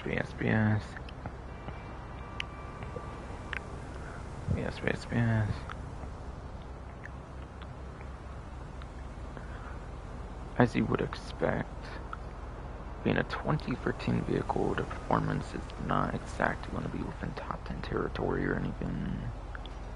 Just a little outside top 10 for the top speed, I guess, but still.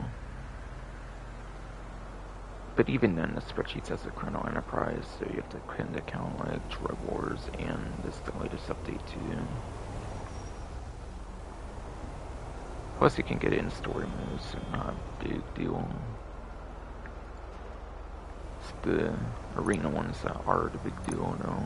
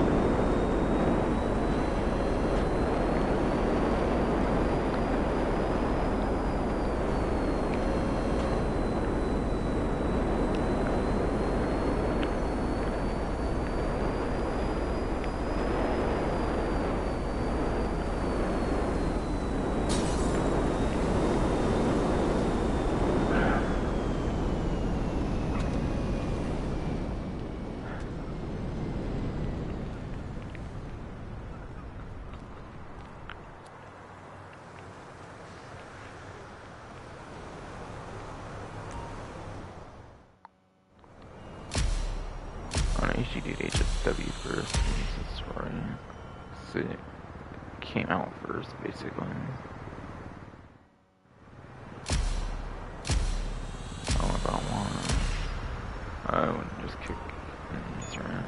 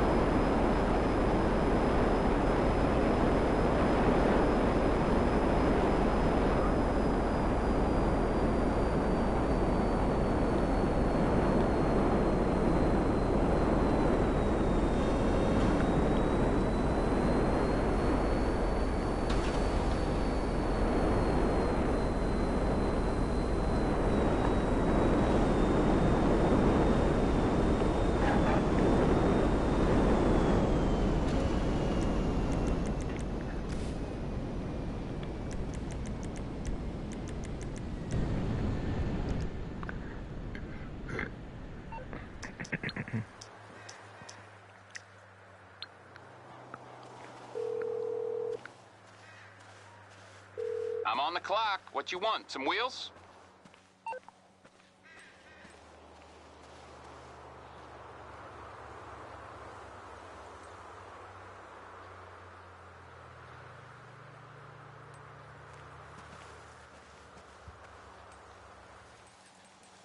Sorry to agency, because that's money to. It's on the way.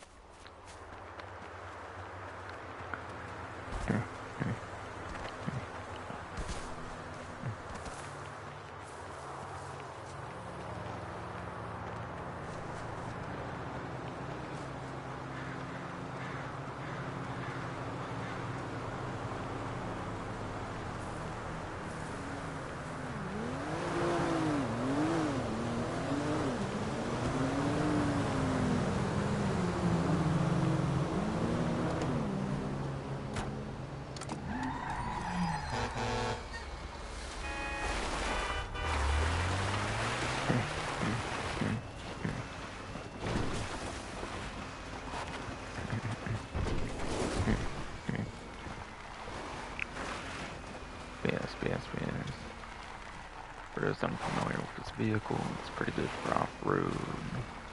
Contrary to being a sports car, it's kind of one of those rally-ish style sports cars, kind of. So because of that, it's kind of good for off-roading. This actually can be a pretty decent option. There are a couple of few options for this time trial. For the Panado course, which is W that is.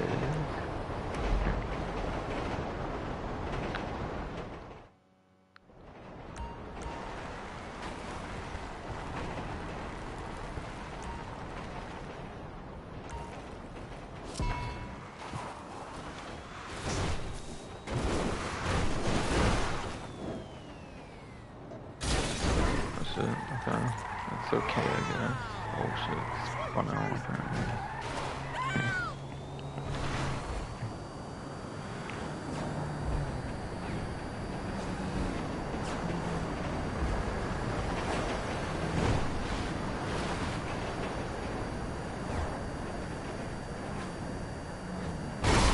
Ah, fuck, I'm disturbing them.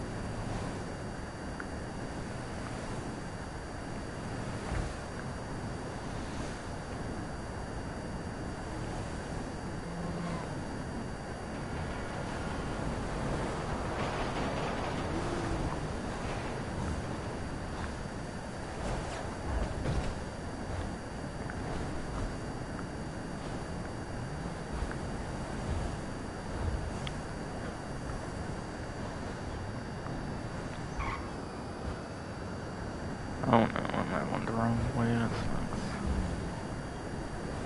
I may just ruin the run. So many roads on this section and shit now.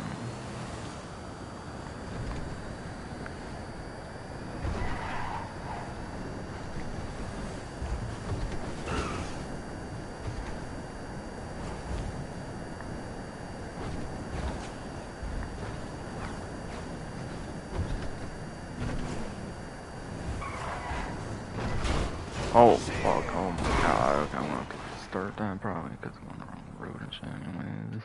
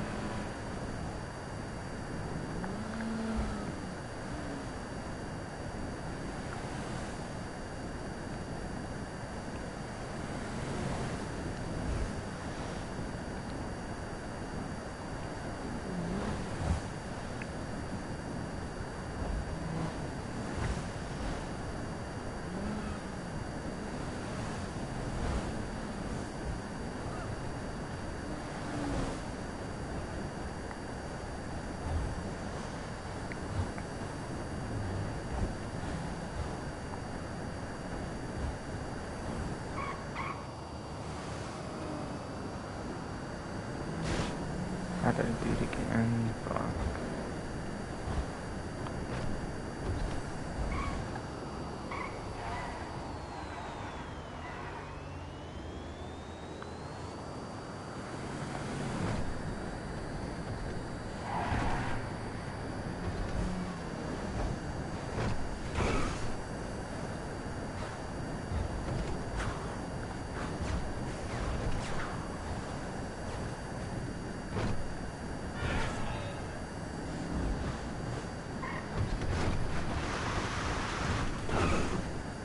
Wish I made it further this time.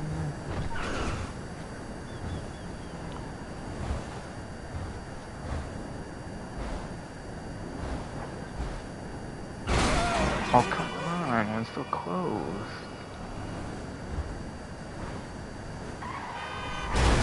Oh, no. Damn.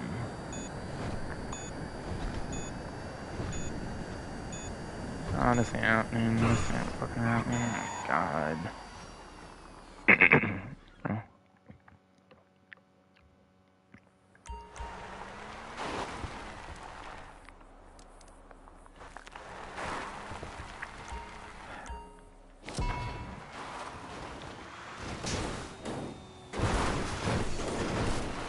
God.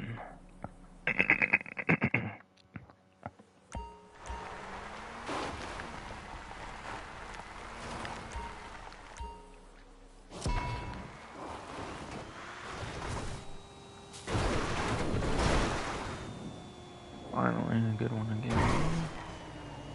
You piece of shit.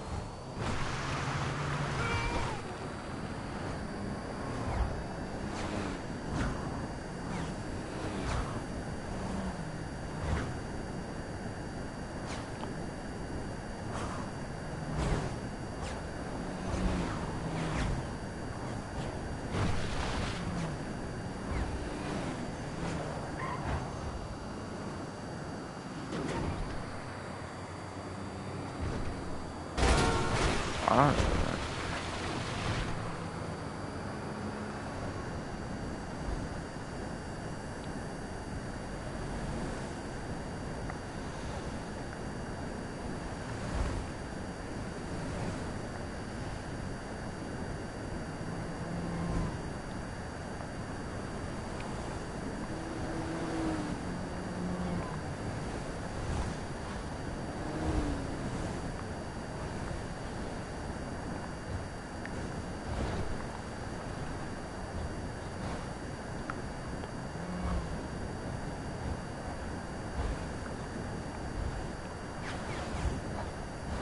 I think I was meant to be doing this all the time, dude.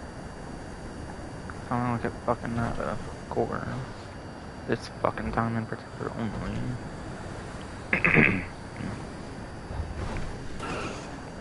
This time in the vehicle.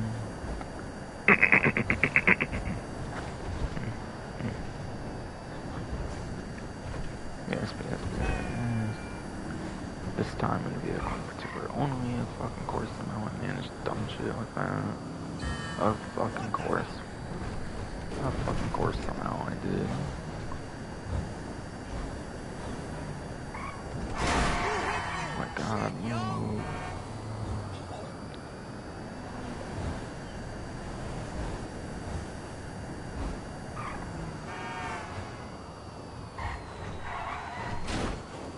This definitely has to be it. Certainly so.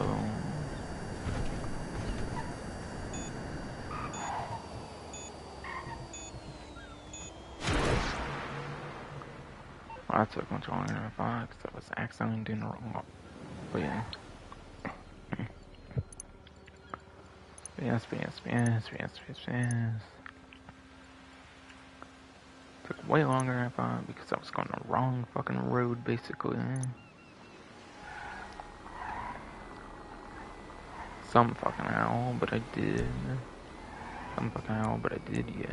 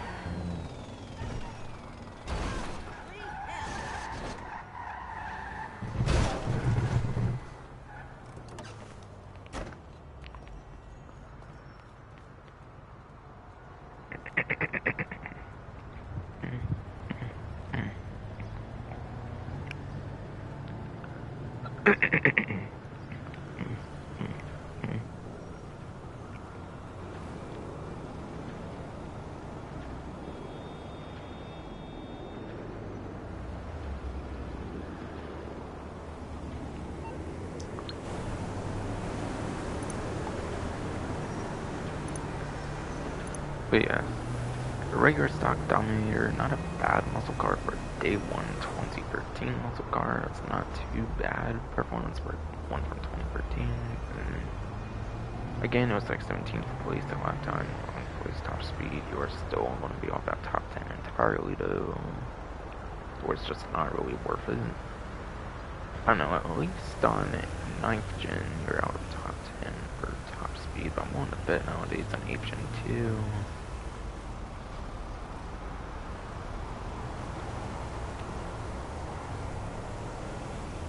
I don't know, maybe it is within top 10 of top speed on 8th Gen, which could make it kind of a little tiny bit viable on 8th Gen.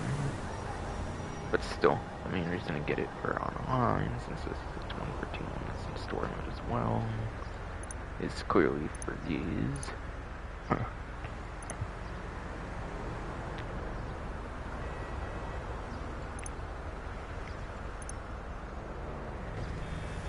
Okay, I'm trying to see if like the side.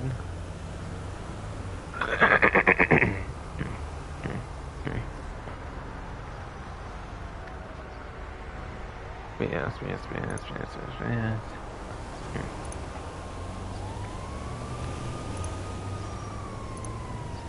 I'm trying to see if this armor looks as good as the armor on the Future Shock one. It might be as good looking as the armor on the like Future Shock, but the color's dark, so it's kind of hard to see on the website.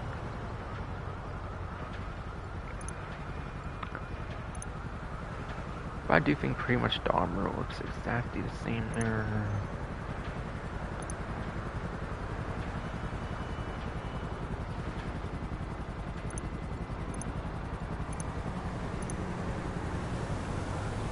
To me, it looks like Nightmare is different armor on the, like, the front and like, sides and stuff.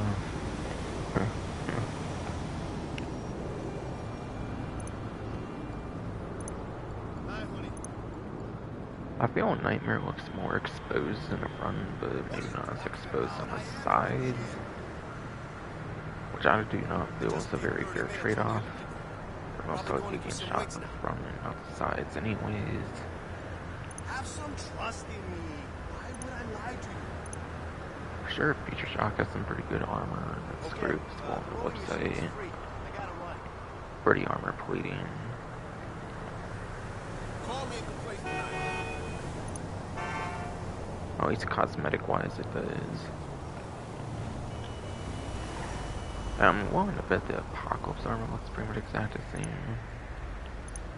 Just might not be able to see the vertical brown bars on it good because of the website colorings and whatnot.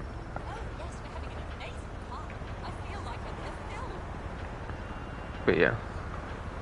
Again, I think Apocalypse is actually the only one that has the unique gimmick of being able to drop the tombstone. Because I think the Future Shock and Nightmare, the tombstone is like a permanent part of the car, I believe. I do believe it's only the Apocalypse version that has that, but it could be wrong. But I do believe it's only Apocalypse with the droppable tombstone. That's a very huge reason I would say to get this one as an Apocalypse. You might possibly get slightly better armor, something as Future Shock, I'm not fucking sure though. Again, as I kind of explained going off of the little modded previews. So I obviously do not own like a single like version for each one or anything. I do not, since I do not see much of the point of it, quite frankly.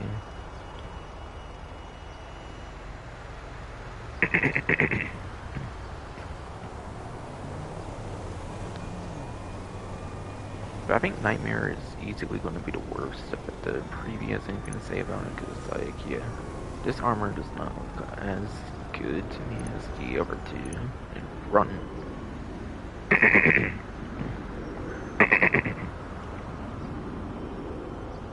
Yes.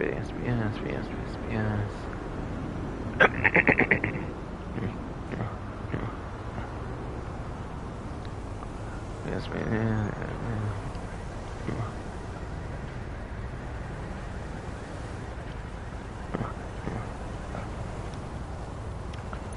Yes,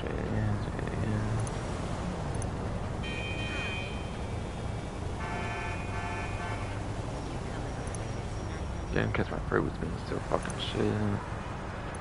Apocalypse and Future Shock, according to the previews, definitely love better armor than Nightmares. I do think that Nightmare is going to be the worst version.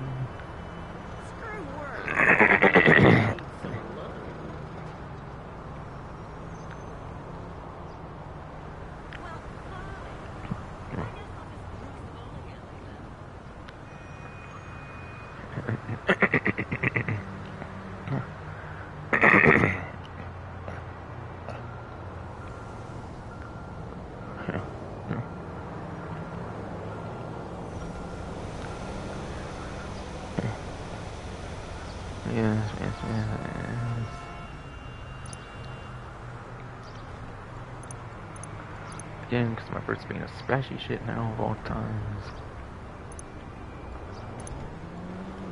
According to the previews, Nightmare is the worst armor of them all, like in the front, which is probably the most crucial part to have armor for.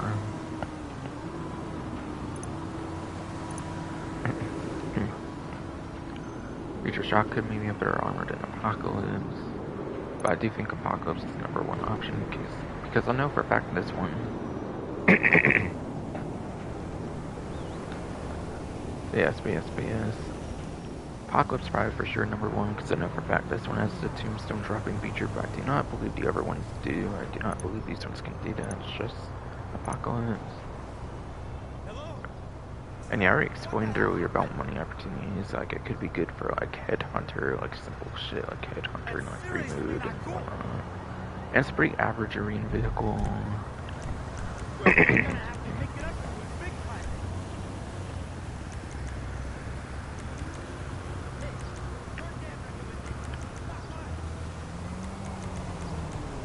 So I think it can be alright in modes like Flag War, kind of Game Masters.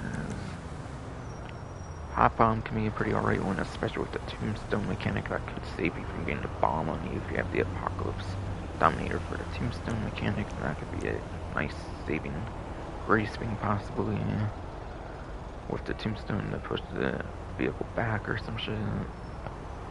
Possibly all. Yeah, it could be good in tag team possibly as well. Most like that, I feel is like modes where some of the average vehicles can shine for sure.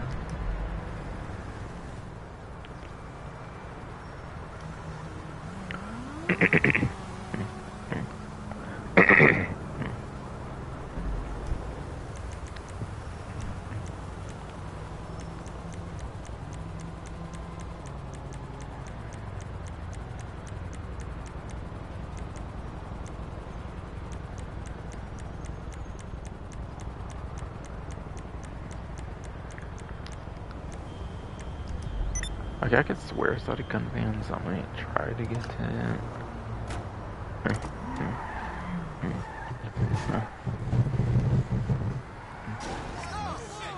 I think it might have been more up this way if I'm remembering right. If I did in GT, which I think I did. I don't know, I'm trying to remember because more I thought I did earlier.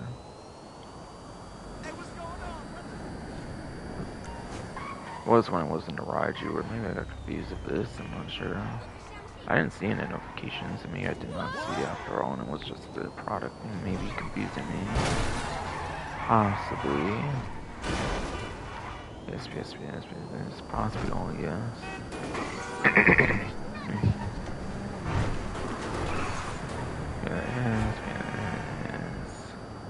Yes. Possibly yes, indeed.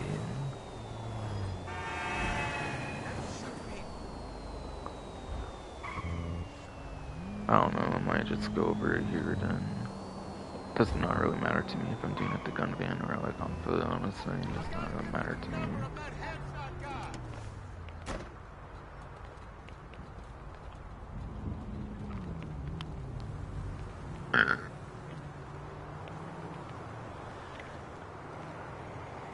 Okay. So I finish off with discounts. There's the gun van stuff.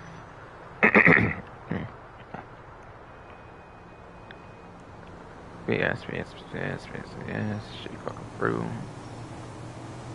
Finish off with the gun van, yes. For discounts.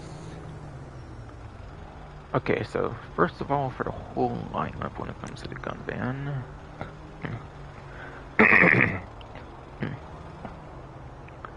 Yes, she fucking through.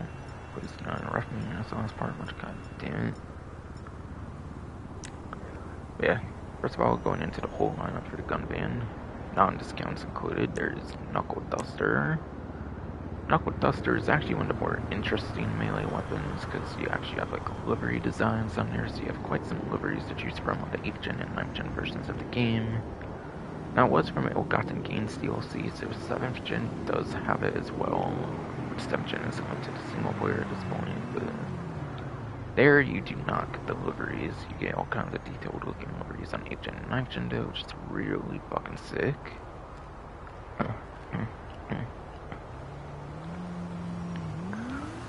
Something else more interesting about the Knuckle Duster is you can actually use it underwater as well. So you can actually use it underwater if you want. To get that extra little bit of utility with it, possibly. So it can be possibly one of the slightly more interesting, like, usable melee weapons of the game. Not counting something crazy like the Stone Hatchet, excluding shit like that though. Which I think that's the only interesting melee weapon probably is the... That's probably the only super interesting melee weapon is the Stone Hatchet, to be fair though. But definitely one of the more interesting melee weapons for sure on the Knuckle Duster. On the Knuckle Dusters, yes. Your Service Carbine is on a discount. Service Carbine is pretty much the best assault rifle I would say in the game at this point. So that's definitely a good one to have. One of the discounts this time will be the Railgun. I'll go more in details of that later since it is on a discount.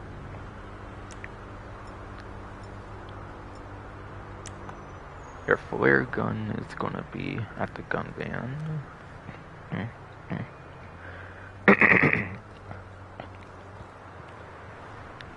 But yes. And the 8th gen and 9th gen versions of the game, this can also like...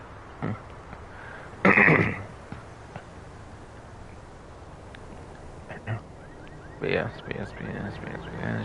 bro. Flare gun is a very damn nice utility weapon in the game for sure. It's definitely got some super good utility to it. Be able to light your way and show like allies and stuff like a place to go and whatnot. But yes, particularly in the 8th gen and 9th gen versions only, 7th gen version does not have this feature. It never did have this feature because it was added for the Smuggler's Run DLC in like mid 2017.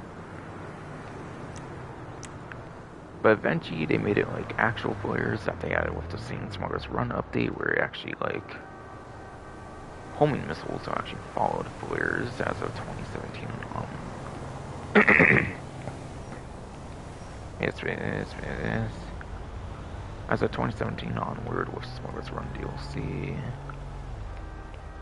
Homing missiles will actually follow your flares even with the flare gun, not just ones from planes as well, which is pretty useful for a utility weapon.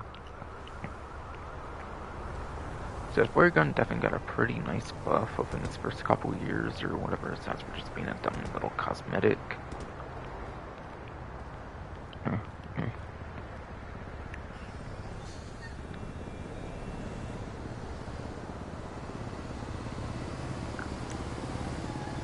Okay, the grenade launcher.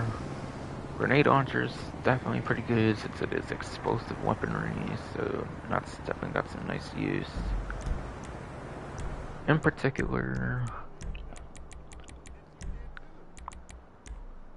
some of these like mission challenges where you want to be taking less than 50% damage, it could be a pretty crucial weapon for stuff like that. And actually, especially more so for the accuracy challenge, since those are throwables, it's using like grenade projectiles, so it would not count against your accuracy. So especially on the 9th gen version lately with the community, like... not community. But yes. Especially on 9th gen version of the game with these new, like... challenge things now for the career progression. Grenade launcher, especially now, gets even more usage for stuff like that too. Whereas before you were probably not necessarily using it much over like a regular RPG or like a homing launcher or something. Or even like the railgun, which probably take precedence over that for sure. So definitely a very good one now, especially nowadays for the 9th gen version in particular, for this career progression accuracy challenges. Can be nice for something like that. And when you cover in certain ways, you can rapid fire with it, which is the advantage it has over like the RPG and stuff, for just wondering for why it's good for that kind of stuff.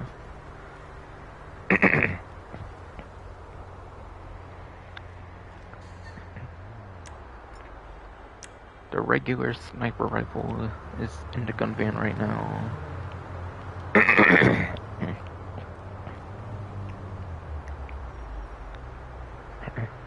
Yes, yes.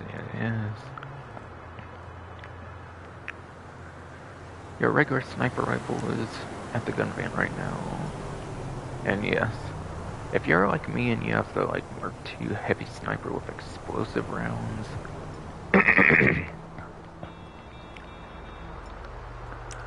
yes. If you're like me and you have the heavy sniper Mark II with explosive rounds, and then you have the marksman rifle Mark II as a lock-on sniper, and yet garbage precision rifle, I do not count that since it does not have the scope of the day 1 2013 sniper rifle to be able to get further zooming in range and shit. Especially if you're running like an explosive heavy sniper Mark II, it could be kind of your only decent scoping sniper rifle, so it is definitely one very handy to have on hand. For sure. Even for me, it's very handy to have on hand to be my only reliable scope sniper in the game.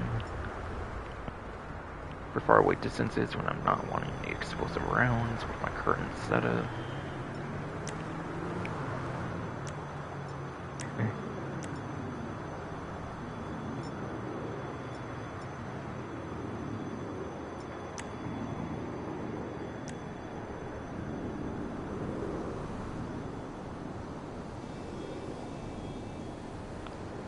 Okay, and then it's gonna be the vintage pistol at the gun van right now.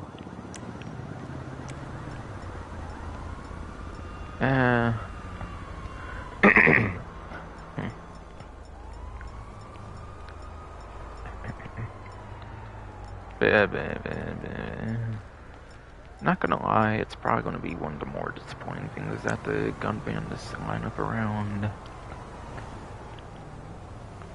The only interesting thing about it much is it's pretty beautiful looking pistol without having any like livery support. I do not believe there's a livery on here, and that's because the vintage pistol kind of already looks pretty good.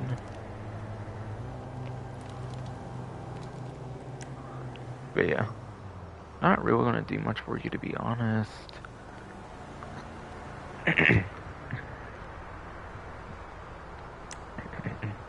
Yes.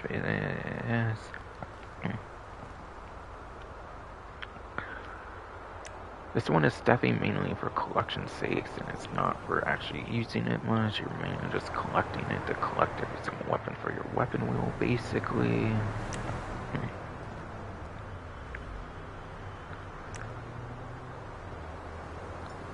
And last but not least, for proper weapons, there will be the pool cue.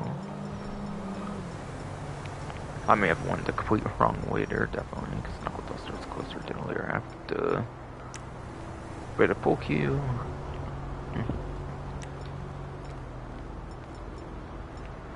Won a couple DLC weapons from the Bikers DLC. But yes. They did not add a pull minigame, unfortunately, to actually make the pull cue actually useful, so it's really, literally just a melee weapon. You get no, like, decent use out of this compared to other melee weapons. There's not too much reason to use this over other ones. It's just for collection sakes and everything, just for the collection, just like the vintage pistol, pretty much. And you may be wondering if that's all of the regular weapons, what's the plus discount then? If I said only like a railgun discount, and that's for like regular players. Well, that is actually your grenades right here. Yes, apparently the grenades here are actually 50% off for plus members. That's a fucking discount. Bruh. But that's basically the most basic rule in the game. Explosive like the sticky bomb, but it has its own timer and it goes in like an arch and shit. Not detonated whenever you want, unfortunately. Yeah. Really, I'll just get that one entirely out the way now with how disappointing it is. And then the other throwable option looks to be proximity mines here. explosives exploding on proximity with like a vehicle going over is definitely super valuable in the right circumstances. And then obviously you have armor in your gun van.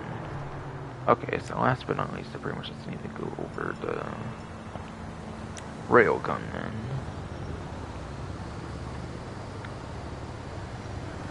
So the railgun, 20% off.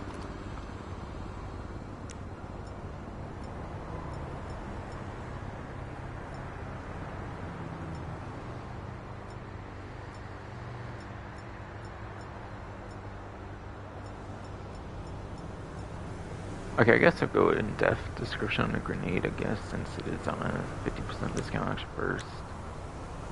Tied with a sticky bomb for the most damage of a throwable. Apparently, though, damage probably does not matter as long as it's explosive anyways. I don't know why there's different damage with certain ones, kind of, then. Huh.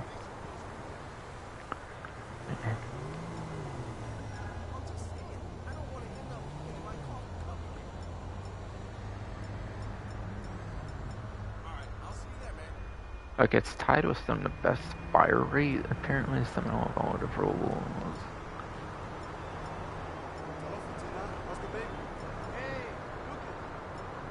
Okay, cool.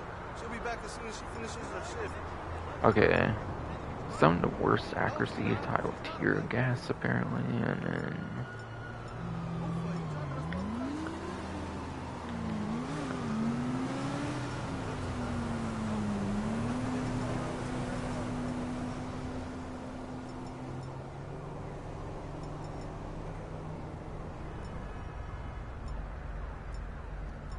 yeah. Not anywhere near the greatest range. But yeah, it's not anywhere near the greatest range, really. Seems that damage and fire rate, according to in-game stats, are definitely some of the better things for the grenade. Okay, now to be truly onto the railgun here.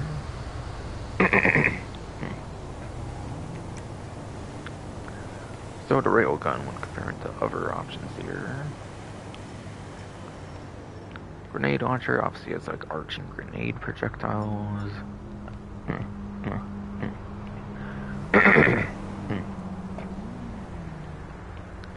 But yes. Grenade launcher has like arching grenade projectiles, obviously is one major difference there between the two. This one will probably have faster rate of fire just because you can like cover in certain ways. It makes it shoot real damn quick. So it's probably not comparing with the grenade launcher in terms of fire rate or anything crazy.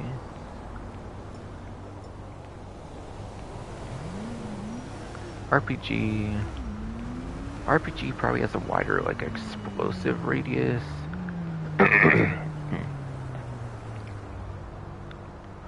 Yes.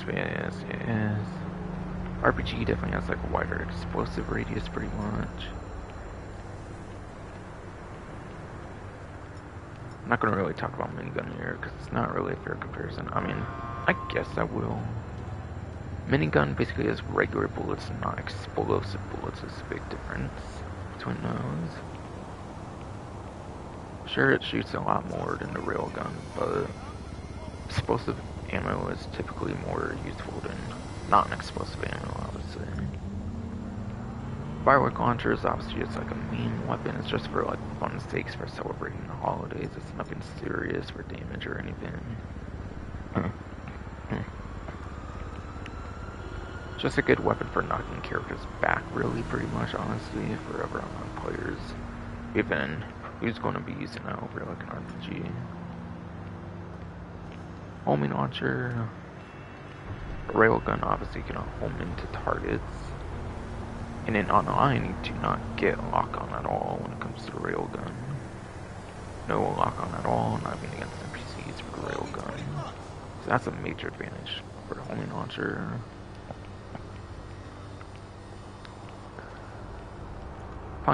But yes.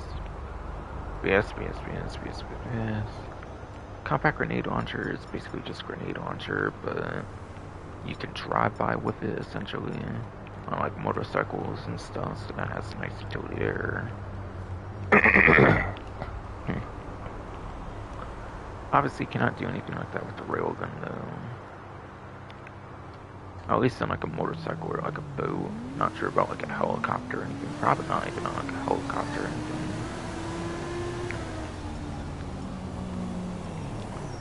Widowmaker is basically the same as the minigun, so I pretty much already discussed that one. Compact EMP launcher is same as the compact grenade launcher, but it's EMP grenades. Very good utility weapon that would obviously have utilities over the railgun, such as stopping vehicles in its path and whatnot.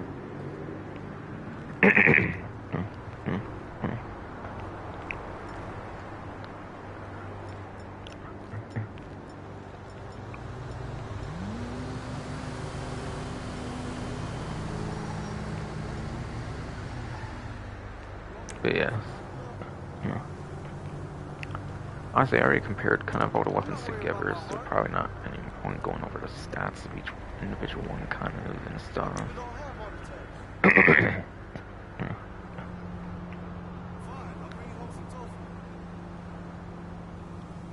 But yes. Railgun, I do honestly kind of feel is one of the better heavy weapons of the game, ever since its introduction with those Santos Drug Wars DLC as a fully ownable weapon in the free mode of the game.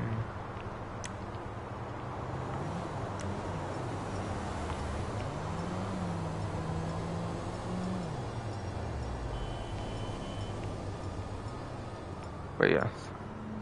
First of all, it's the only heavy weapon in the game that has explosive, like... But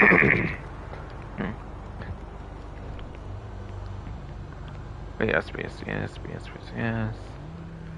First of all, it's the only heavy class weapon that has explosive bullets in the game.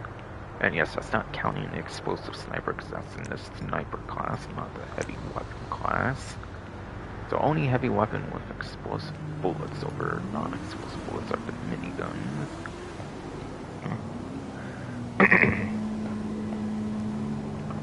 That's a very huge mechanic there.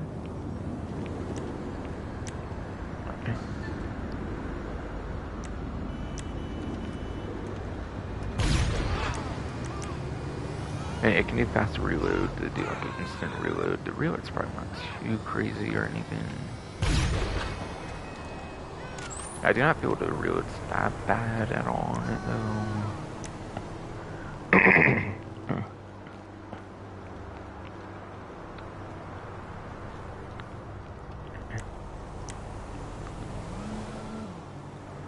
But yeah.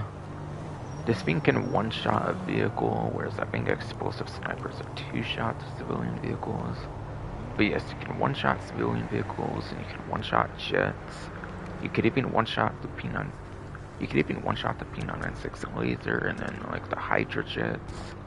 I think the Raiju is probably a two-shot though, since it does have like an armor like option in the hangar. Does have proper hangar upgrades for Raiju. I do think that one's probably two shots to a railgun, instead of one like the other fighter jets in the game.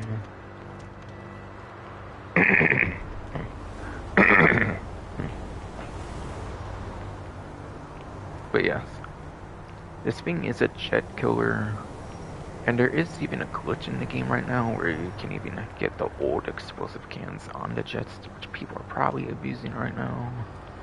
So there is still a purpose of having that, believe it or not, because the game has a glitch where you can get the old cannons back in free mode.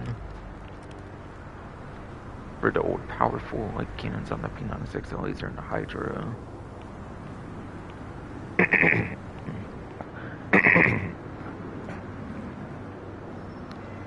But yes. For that reason, it's not entirely useless for one-shotting like the old 2013, like 2015 jets in the game, without that like armor upgrade like the Raiju has, basically, for taking an extra shot probably from it.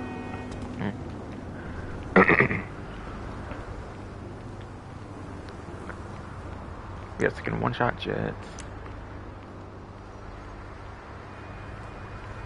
And then, yes.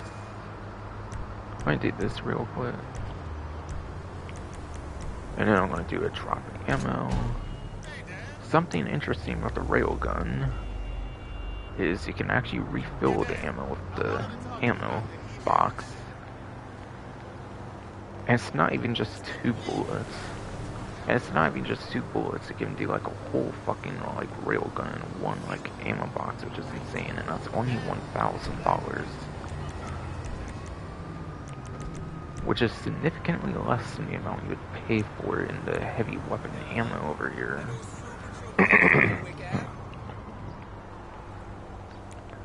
yes.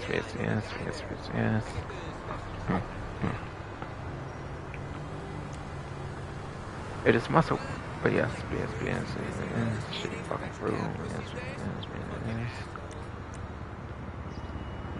It is much more cheaper to get the ammo for a $1,000 ammo box than it is to get all 20 rounds, especially on the heavy weapon ammo here for the railgun.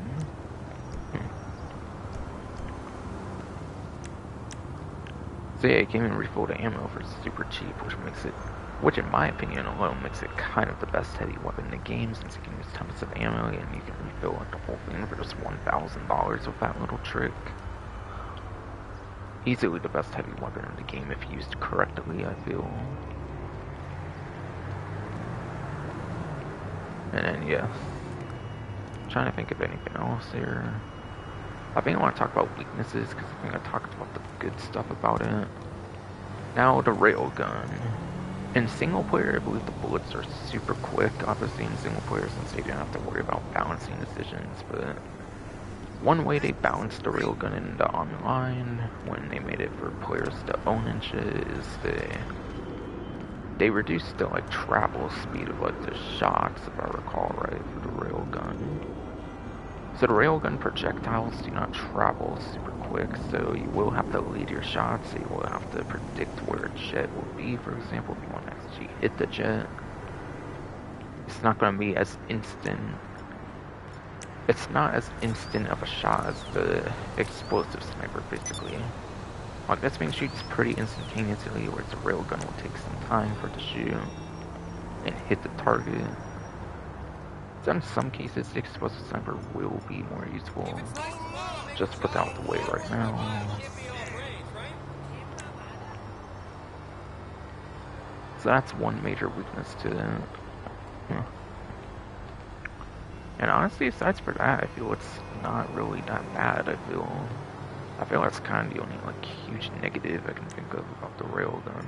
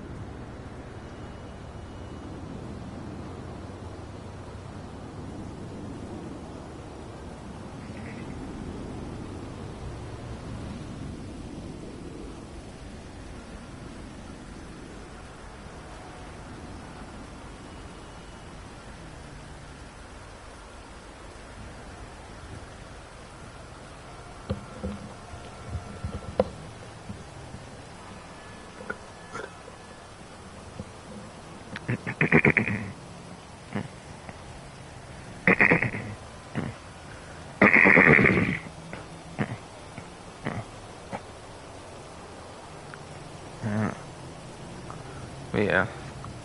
Yes, yes, yes, yes. Apologies for the long fucking wait there. Fucking. I was putting my hamper out, so I was like away for like a minute too, probably from my headset and shit.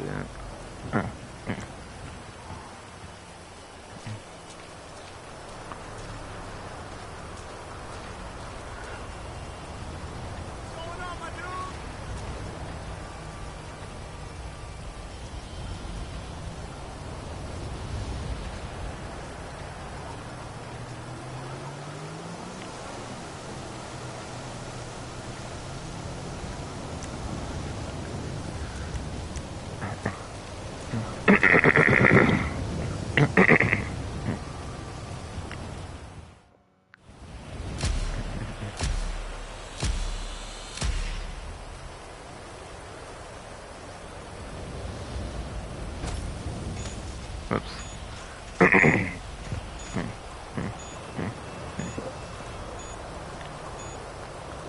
Yeah, whoops, that this fucking goddamn fucking throat fucking up.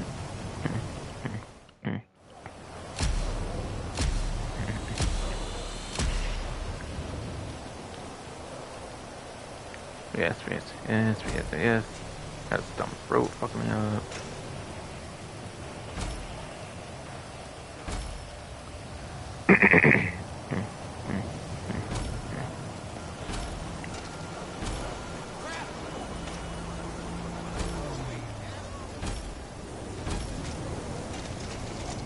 Oh, fuck no.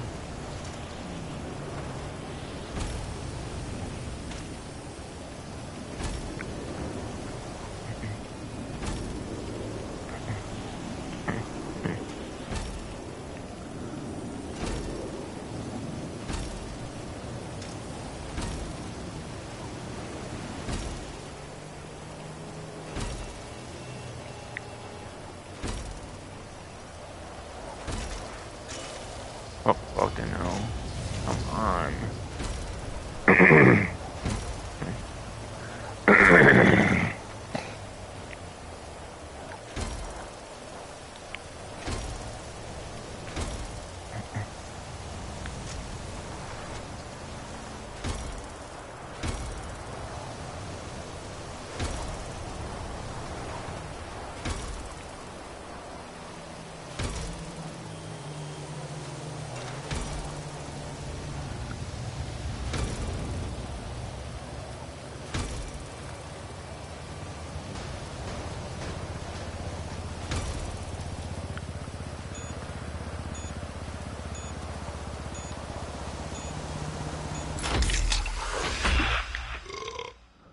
Easy clap.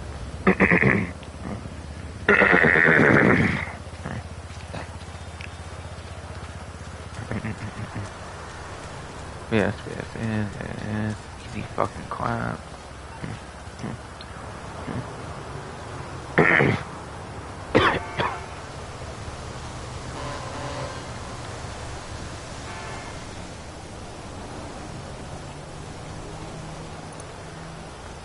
Yes, yes, yes.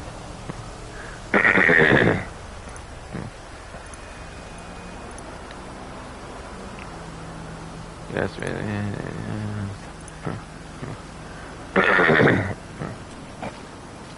But yes, but yes, but yes, but yes, but yes, you shitty fucking throw it, man. God damn it.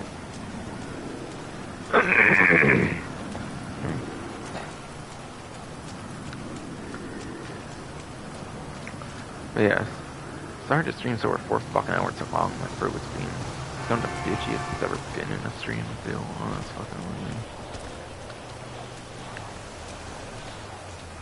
But yes, next stream will be back to the Red Dead Redemption walkthrough. Next stream will indeed be back to the Red Dead Redemption walkthrough, which might not be the longest being enrolled at this point. Might only be like a few, just several more parts.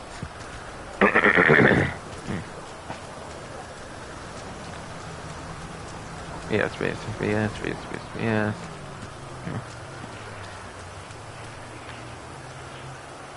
The Red Dead Redemption walkthrough could probably finish next week, I'm thinking. And then I'll probably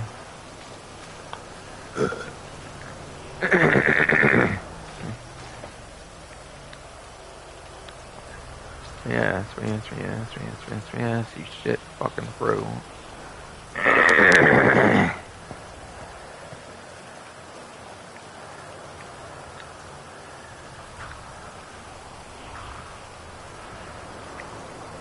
Yes, you shitty fucking bro. I'll definitely be starting to do more of the Red Dead Redemption walkthrough after this stream here. Pretty much can do that. I can pretty much do that purely, honestly, until like the next GTA event, because Red Dead's a fucking monthly thing for the longest being now, for Red Dead Online, events and everything, yes.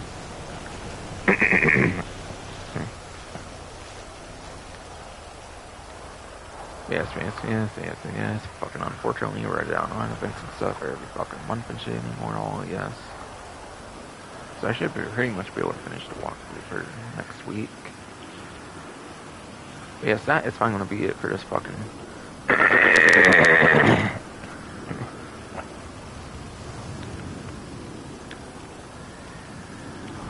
But yes. That is finally gonna be it for this fucking stream. No, you shitty fucking one ass bro. And hope you enjoyed. An ass bro with a bitch. B-I-E.